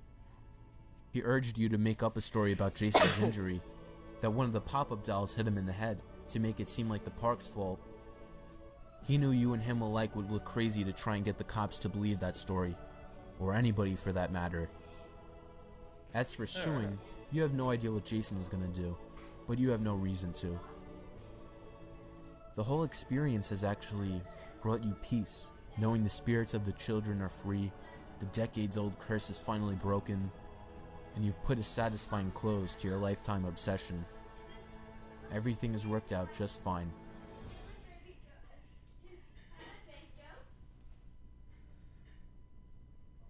Alright, so we've got 30 seconds left.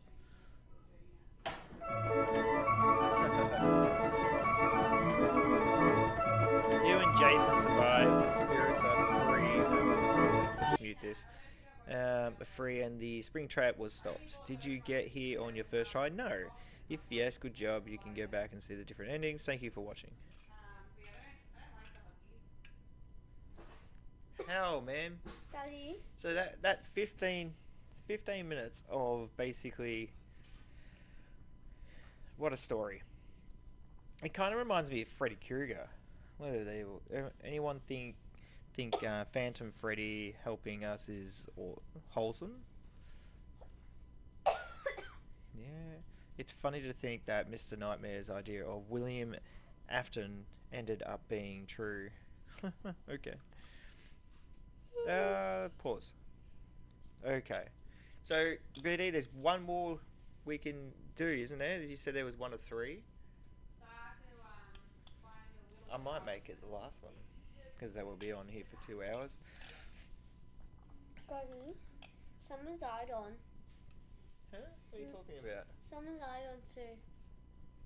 No, I told my mum.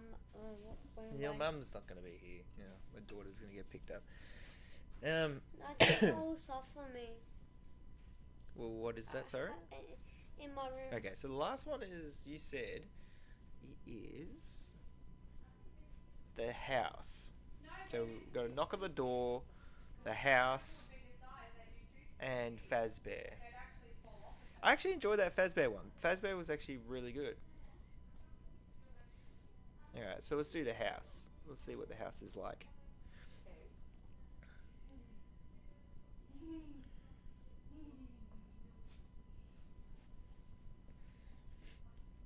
Also, if you are new to my live stream channel and you haven't subscribed, please subscribe. When I put the numbers up there, so like here it's got 1310, even though it's not 1310, I think I'm 1318. So, but if it ticks to 1320, say, it will automatically change. So, and then there's also a animation that says thank you for subscribing. If you are new and subscribe, BD is gonna get me the house. And I think when I do the next stream, I might jump on and play some games, but I have a problem with my with Steam at the moment, playing video games. So we'll see. At the moment, the house. Come on, BD. I mean, I could probably try to search it, but if you've got the link to it. Oh, ow, I just hurt myself. Not ideal.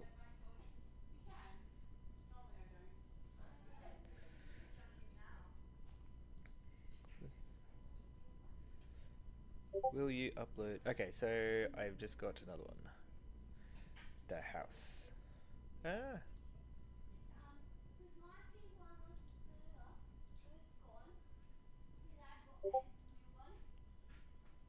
What'd you say? John's really drunk right now. He might have. Ah, wrong one. Okay. That's alright. I'll delete it. And wait. Is it the one it sounds like probably one too far ahead.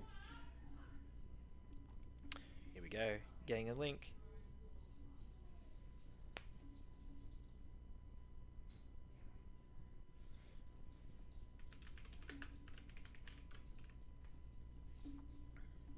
Alright. Just waiting on. Sounds like.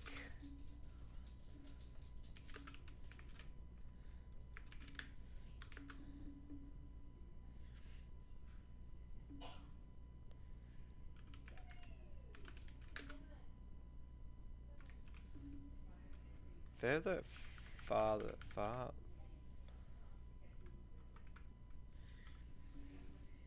I probably spelled that wrong. Ah.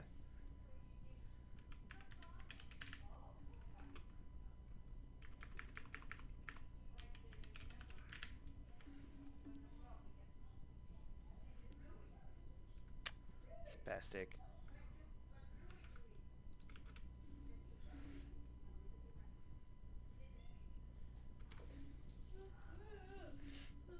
Of course I wrote the wrong father. Daddy, Yes, Michaelery.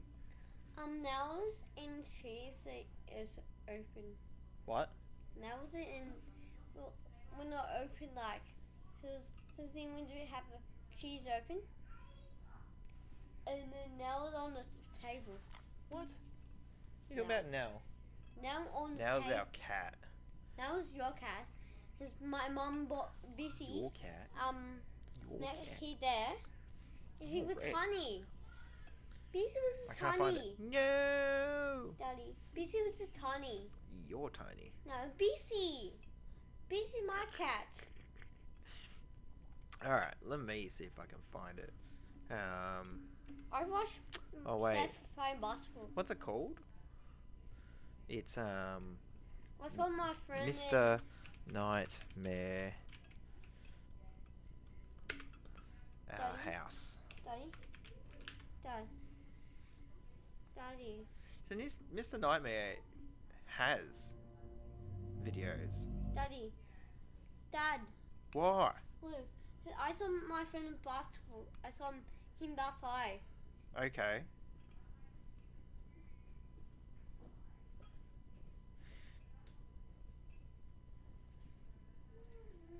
So, oh, I see.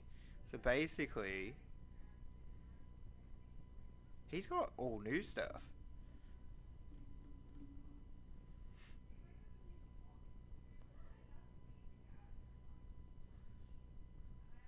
Interesting. So you're trying to find his old stuff.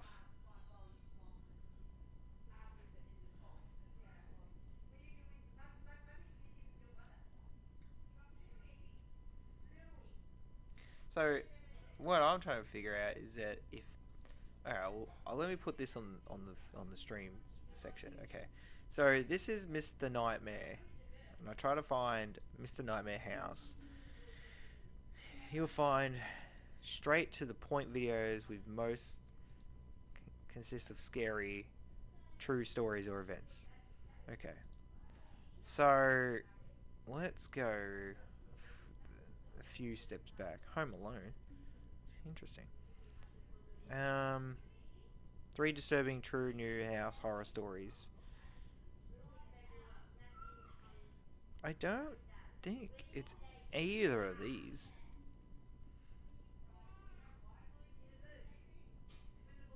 So, wow, okay. I have not heard this guy before. He privated it. Oh, okay. Old. Okay, so he has a lot more new stuff. To like 2015 old. Yeah, because I remember trying to find Mr. Beast kind of videos, and stuff that he did when he started weren't visible at all. Like, they're just not there. He kept all his really old ones that obviously got a lot of views. Four chilling true scary. So if I click on one of these, do they have? So there's story 1, 2, 3, and 4. Oh, okay. They're just horror stories. They're not interactive games, are they not? So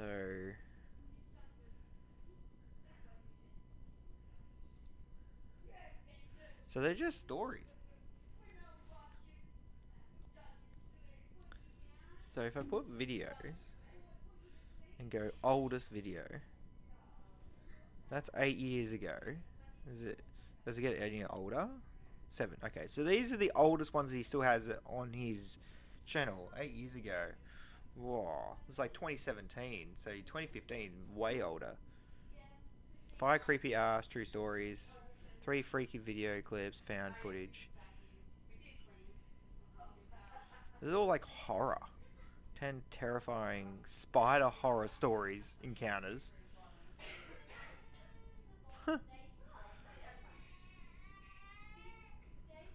So yeah, okay, so he just has stories. Look at some of the views on these though. 6 million, 6.5 million.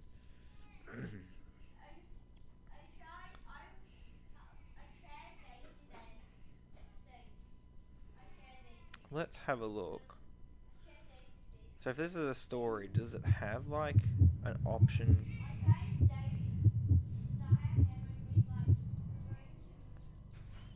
Did I mute I it? started No. at 16 in my town in the suburbs of a big city. At first, they put me to help the chef in the kitchen and clean the place and stuff. 2 months later, No. So not quite.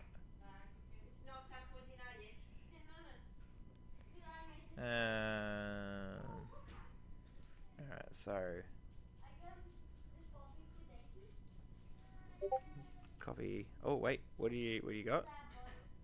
I'm not able to find it. Ah, damn it. Alright. The house. Alright. Oh, it's bright.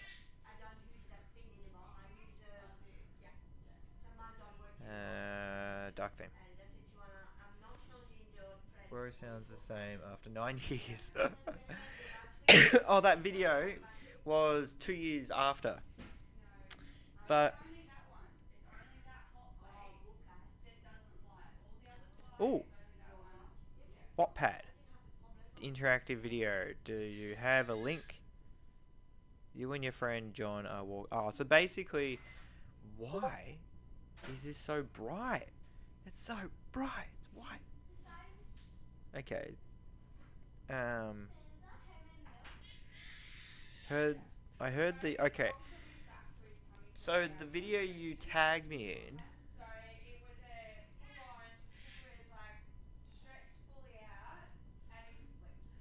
Alright. The video that you tagged me in before.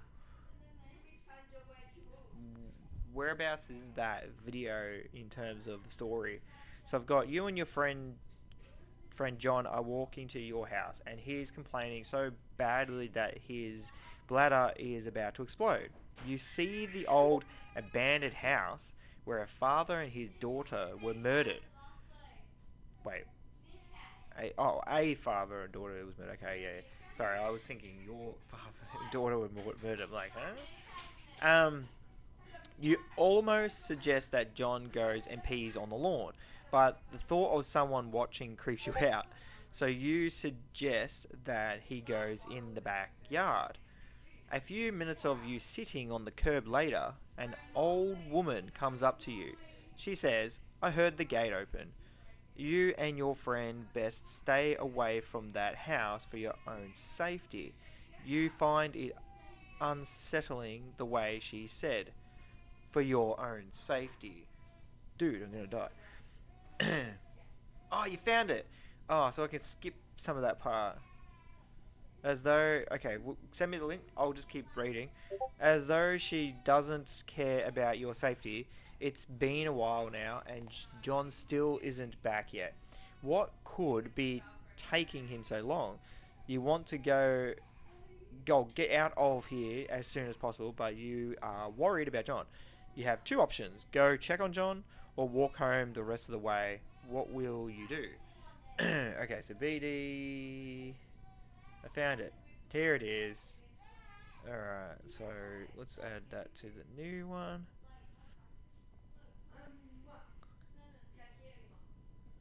Let's listen.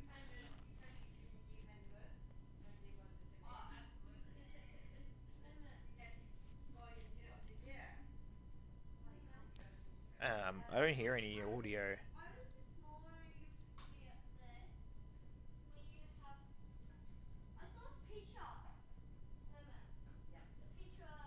Audio's messed up. Okay. Okay, so I don't think the audio is working on my end. But click the mega link. It has the official video in it. The mega link. Oh, okay. Ah, it's all white. So bright. Ah.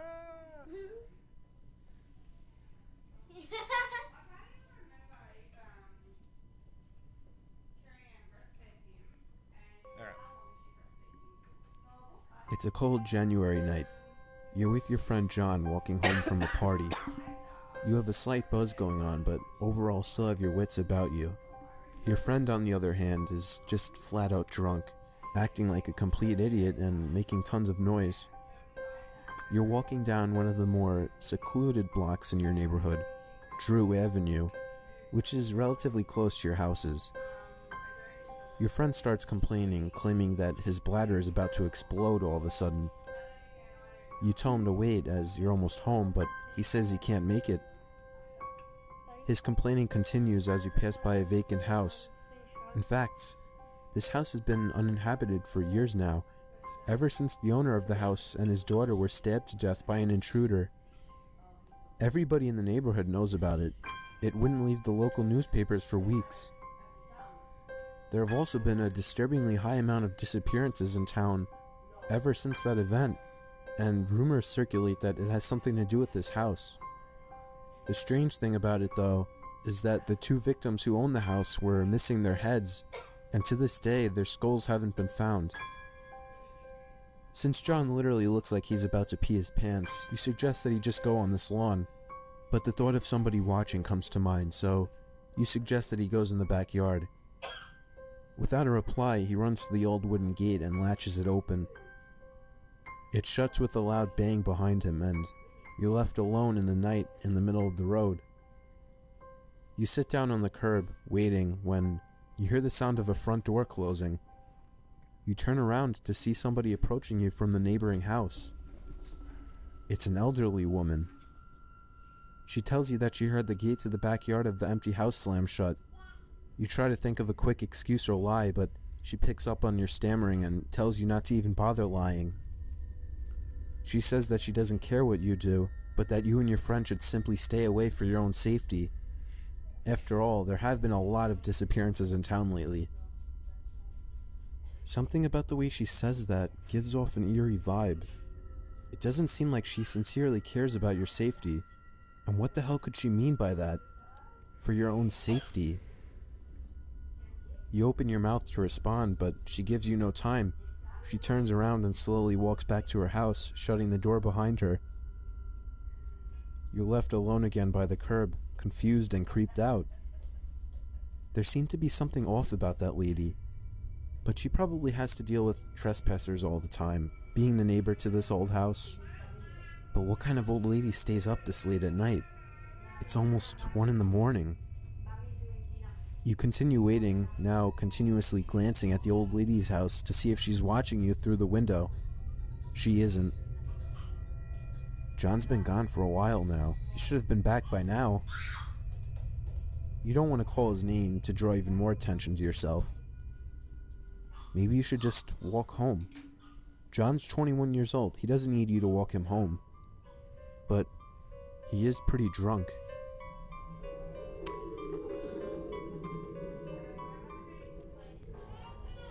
Okay. So the link in here is check the house. So walk home or check on John. Let's go check on John. We can't leave him there. John's 21 years old. He can make his way back home, even if he has been drinking. You continue your walk home down the quiet street. You begin to feel bad for leaving him there like that. Wait a second. He'll probably... That's not my option.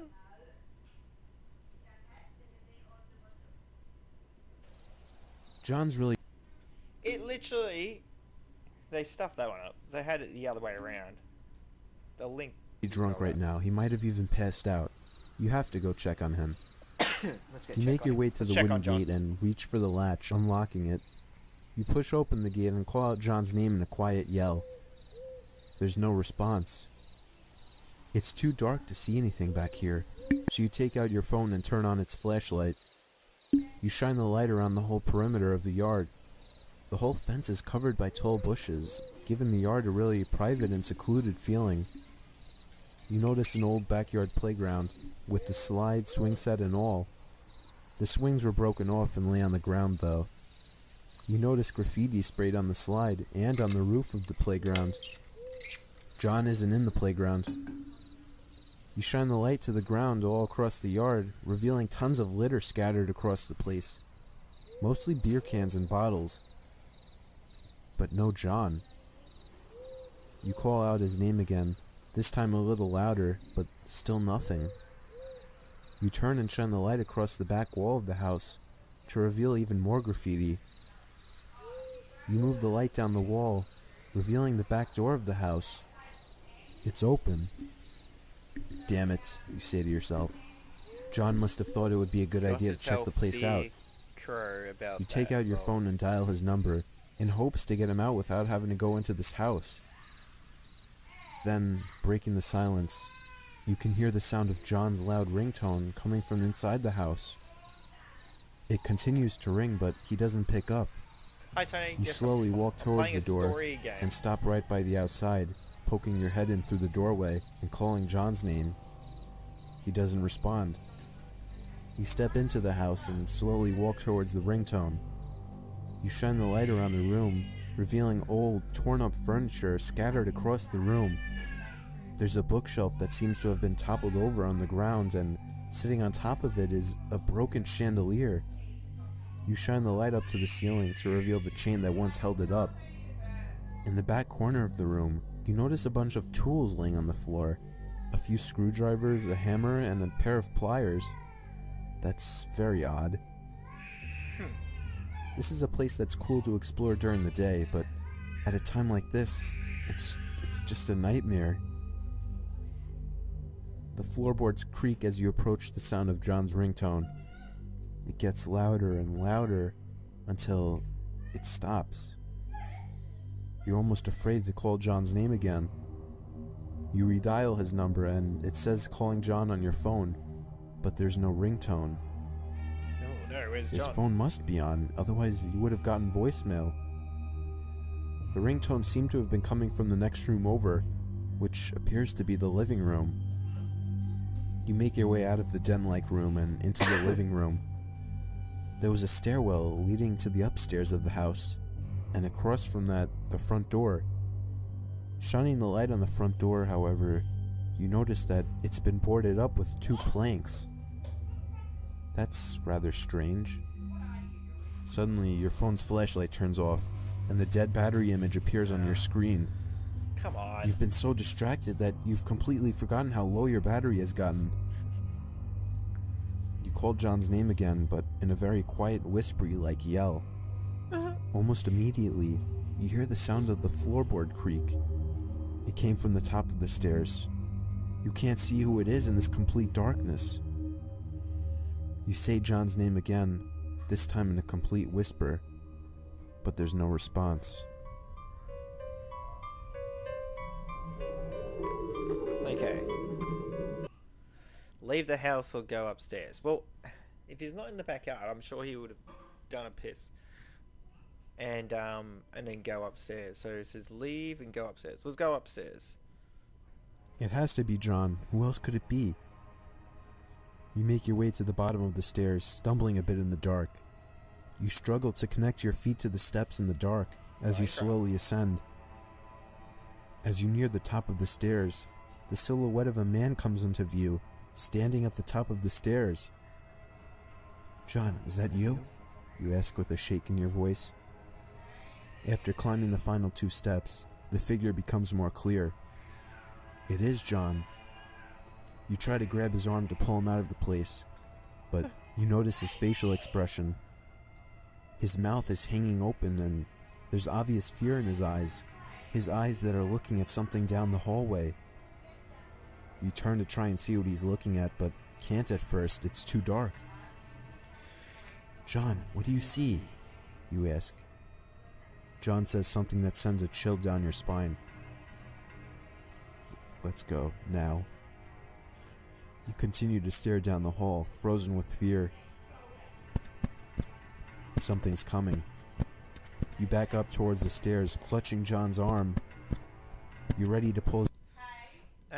Sorry Tony, I'm just going to be playing this last video of this story, the house from Mr. Nightmare, and then basically I'm going to be ending the stream there once I've finished all kind of endings for this video, but I will do another stream and maybe we'll play some Roblox, but after this I'm just going to end it because I'll be dinner time basically, so yeah.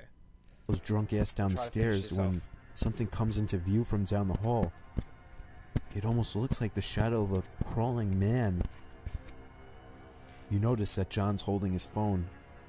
You suddenly have the far-fetched idea that whoever is coming towards you could have something to do with the murders that happened in this house.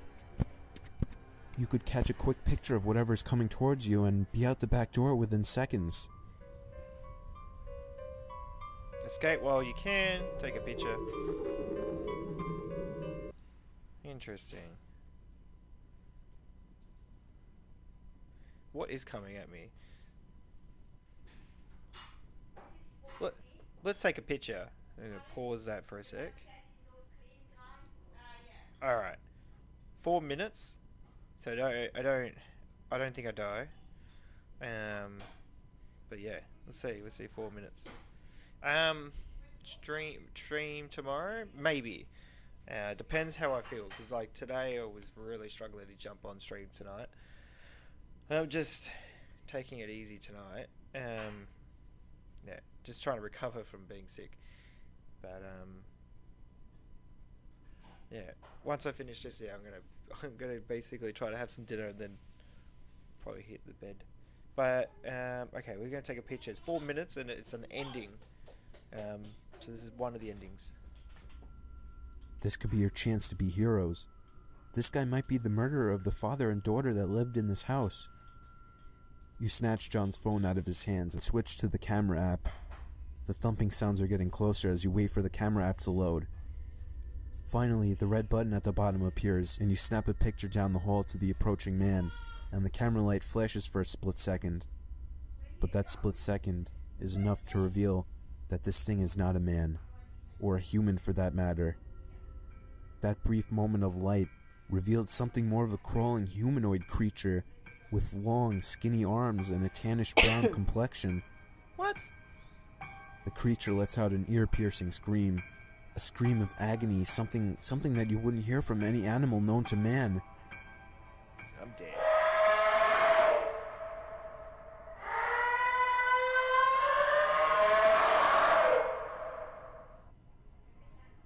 John was already down the stairs, fleeing to the back door.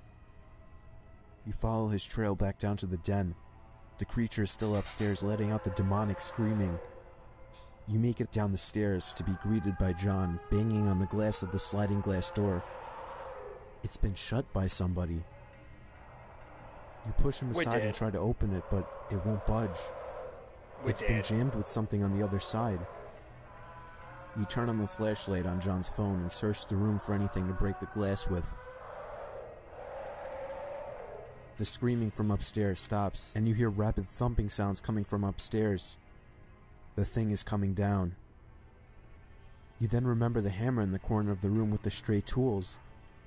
Stepping through the mess on the floor, you grab the hammer and hurry back to the door. It takes a few swings before the glass finally shatters, and you and John make your escape from the house. The two of you hurry to the gate and try to find the latch. While John struggles to find the latch to the gate, you turn around and shine the light down behind you to reveal yet another horrifying sight. An old woman is standing in the back corner of the yard staring at the two of you. The old lady from next door.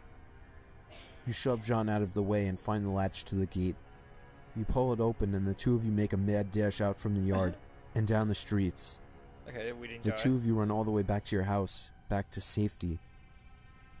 The two of you review the picture to reveal razor-sharp claws on the creature. The homeowner and his daughter weren't stabbed by knives. They were clawed to death by this thing. The two of you hypothesize that the creature hides in the dark and is somehow hurt by light, hence its reaction to the light of the camera flash. But the old lady, why was she in that backyard? You have yet to figure this out. Luckily though, you've escaped with not only your lives, but also with evidence. Evidence of that creature that lives in there. Even if it's not very credible, it should definitely warrant another police investigation of the house. Well, hopefully. Yes, let's go. So a win. Actually, I didn't die. You got to this without failure. This is not the only ending, so start over to see more. Okay, let's have a look to finish off. Let's go back to...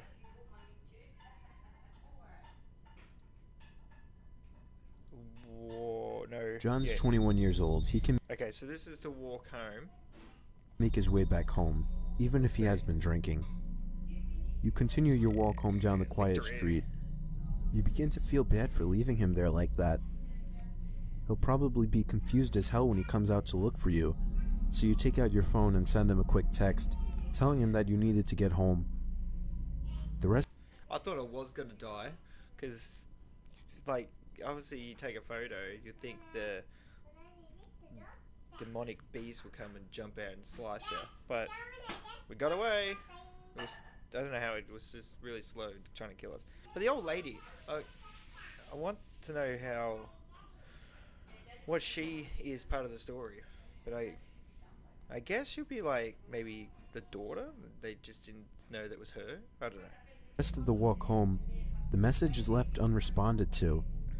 The little text under the message that says delivered appears, but it still says that John has yet to read it. You get home and crawl into bed to finish the night with some TV. The first channel that comes on is a news station, but you quickly draw your attention to your phone to see if John has responded to the text. Still nothing.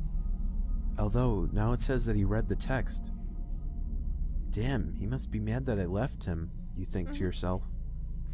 You really begin to feel sorry for what you did now, but very quickly your sleepiness starts to cloud your thoughts, and before you know it, everything fades into darkness.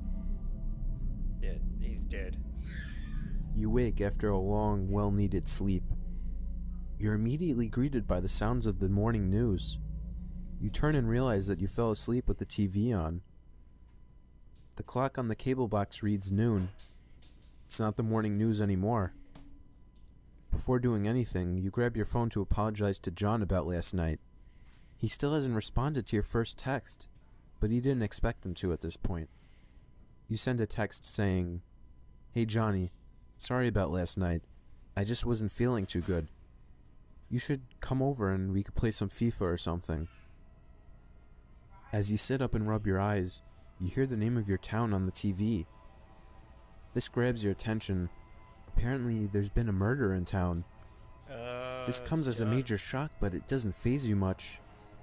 Not until you hear the words, Drew Avenue. Screams were heard coming from the house by the neighbor, and the cops were called immediately. Police arrived to the scene to find a mutilated, headless body of a young man at the top of the stairs. You feel as though your heart has just shriveled up and died. Your phone vibrates from a text, and almost by accident, you turn your attention to the screen to see the name John. And under his name reads the text, "Of course, I have your address. I'll be there soon."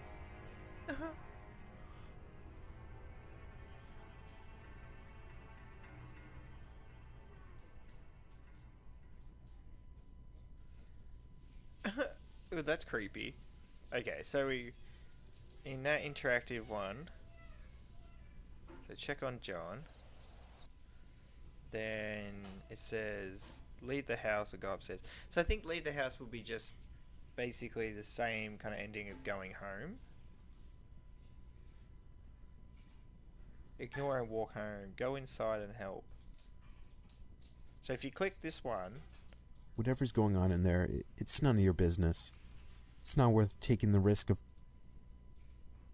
John's fine. He's probably home already. Just until you hear the reassuring sound of your phone vibrating from a text. It says John's name. You feel a sudden relief and begin to read the text. "Of course I'm fine. I have your address. I'll be..." okay. Yeah, it's a shame. Like hell am I going up? Okay, so leave the house, go upstairs. It has to be John. Well, okay, let's see what escape while you There's can. no time to take a stupid picture. Whoever that is must have malicious intent. You grab John by the arm and pull him down the stairs with you. His drunk and clumsy self stumbles and falls on the last step. You can hear manic thumping coming from the top of the staircase. Whoever, or whatever that thing is, it's after you and it's coming fast. You pull John back up on his feet and he finally starts to move on his own. The two of you make your way back down to the den area, the thumping noise getting closer now.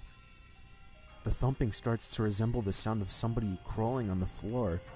but not at a speed that would be humanly possible. The sight of slight moonlight shining into the room through the door appears, but a shocking sight accompanies it. The sliding glass door that led to the backyard has been shut. You know for a fact that you left it open when you walked into the house. Me You the and old John run lady. to the door and try to unlock it, but it won't budge. It's been jammed with something from the outside. You peer through the glass out to the darkness of the backyard. The slight moonlight exposes the figure of a person standing on the other side of the glass.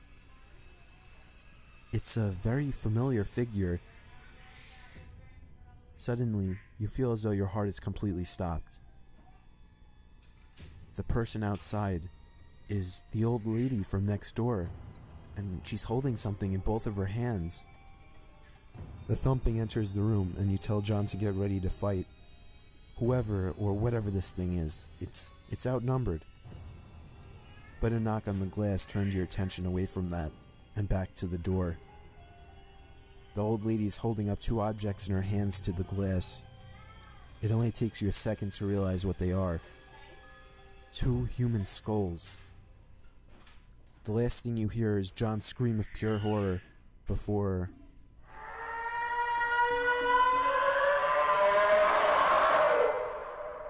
Jesus. Okay. So that one you died, but see, she had something to do with... She had to be something to do with the old... the murders of the father and daughter. Oh, wow. Now I can hear my son just crying out there. Well, thanks, BD. That's actually really good. I will see if I can get some more next time to do some of those.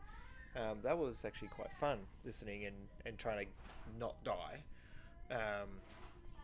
I remember playing games like that, like old time, where you basically, it's just an imagination. You read, if you leave the house, you can see more about it. If you leave the house.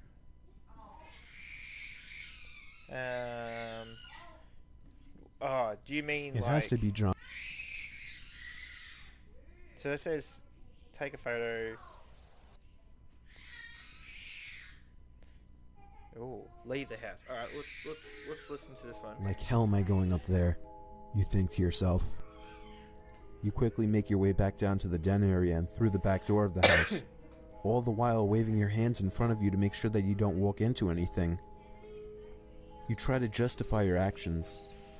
It was the logical thing to do. After all, if it was him, then he's fine. But if it wasn't him, then there's nothing you could have done, and fleeing the scene was the right course of action. You walk back to the gate, looking over your shoulder to make sure that you're not being followed. You stand there for a few moments, trying to find the latch to the gate, until you hear the sound of the latch being pulled up. Only, it came from the other side. You weren't the one who lifted it. You quickly crouch down in the corner of the fence as somebody pushes the gate open. The Interesting. person that walks into the yard, it's the old lady from next door. She walks right past you. Thankfully, she didn't notice you. You leap up and squeeze through the still open gate before it shuts, and quickly pace away from the gate. What the hell is up with that old lady? As you move away from the house, you wonder what that lady is going to do to John if she finds him. But then again, maybe John isn't even in the house. You only make it to the sidewalk before you hear the sound of somebody calling for help. You turn around to face the house again, but it's not coming from this house. It's coming from the neighboring house, the old lady's house. You notice that she left her front door wide open. You cautiously proceed closer to the house. Another cry for help echoes out the door. It sounds like a young man. Somebody's clearly in trouble in that house. Okay. Having a There's a sudden lot more. desire to be a hero for a complete stranger rather than your good friend, you storm into the house, flip on a light switch, and your confidence boost quickly deteriorates. There's no furniture in this house. You walk into what's supposed to be the living room, but all it feels like is a giant empty box with a creaky wooden floor. You peek your head into what looks like it's supposed to be the dining room. Nothing there either. No table, no chairs, no pictures. What kind of old lady is this? You hear the call for help again, much louder now. You respond by calling out the question, "Where are you?" The man just screams help again. Came from your left. You turn and see a door open just a crack. You walk over and pull it open completely. It's the basement. The man calls out for help again. Help! So loud that your body forced your hands to cover your ears in reaction. You call out that you're coming to help as you search the wall for a light switch. You can't seem to find it, but you continue to walk down the stairs in the dark. The man has gone silent now. You call out the question, "What's wrong? Where are you?" No response. You take another step down and something hits your head. You jump back in fear, but it only takes you a couple seconds to realize it's just a hanging light switch. You pull it down and the basement lights up. Only barely, however. Just as you reach your leg out to step down another stair, the man screams for help again. Help! This time, so loud and unexpected that you slip and fall. You roll down the stairs one at a time until you suddenly get the burning sensation of several sharp objects stabbing you in the thigh. You open your eyes at the bottom of the stairs, not even sure if you had been passed out or not. You try to get on your feet, but as soon as you put the pressure on your left leg, it feels as though 100 knives are stabbing it at once. You let out a cry of agony as you collapse back to the floor. You look up the stairs to try and find what stabbed your leg. It doesn't take long for you to find it. A single stair has probably 10 giant nails protruding out from it, clearly set as some kind of trap. The sudden and painfully loud scream for help coming from right next to you makes you jump. Help! You turn expecting to see a man, but it's just an old record player, blasting some odd recorded cry for help. What the hell is this? You say to yourself, and then you realize something. This room, it's not empty. The walls, they're all covered with pictures. One picture of 2 men standing in front of the house next door.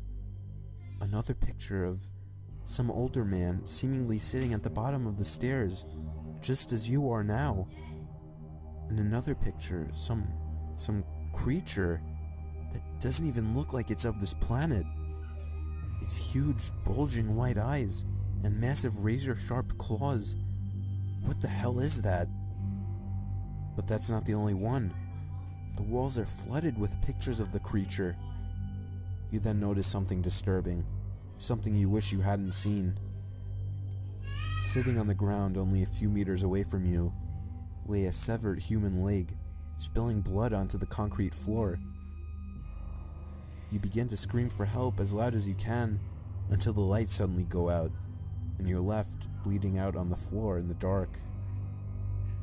The door at the top of the stairs is pulled open and somebody steps onto the top step, shutting the door behind them.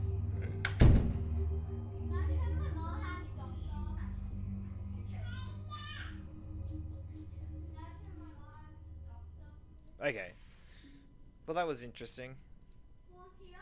So she must have been feeding this beast people. And, well, not quite feeding him, but her house is... She knows all about the monster. She did warn you not to go in there, but yeah. Alright, well, that's going to be me for tonight. Thanks BD for these great games. It's a shame that it's not visible for everyone, because these are actually really good. So, but yeah, have a good rest of your night. I think it's pretty much bedtime for you. You'd be like really, really early in the morning, maybe like 1, 2 o'clock. Where on my end, I'm pretty much going to go enjoy some family time with the kids, and get some sleep. I definitely need to get some sleep. But thank you, and I'll be back on, and I will send a link into the Discord.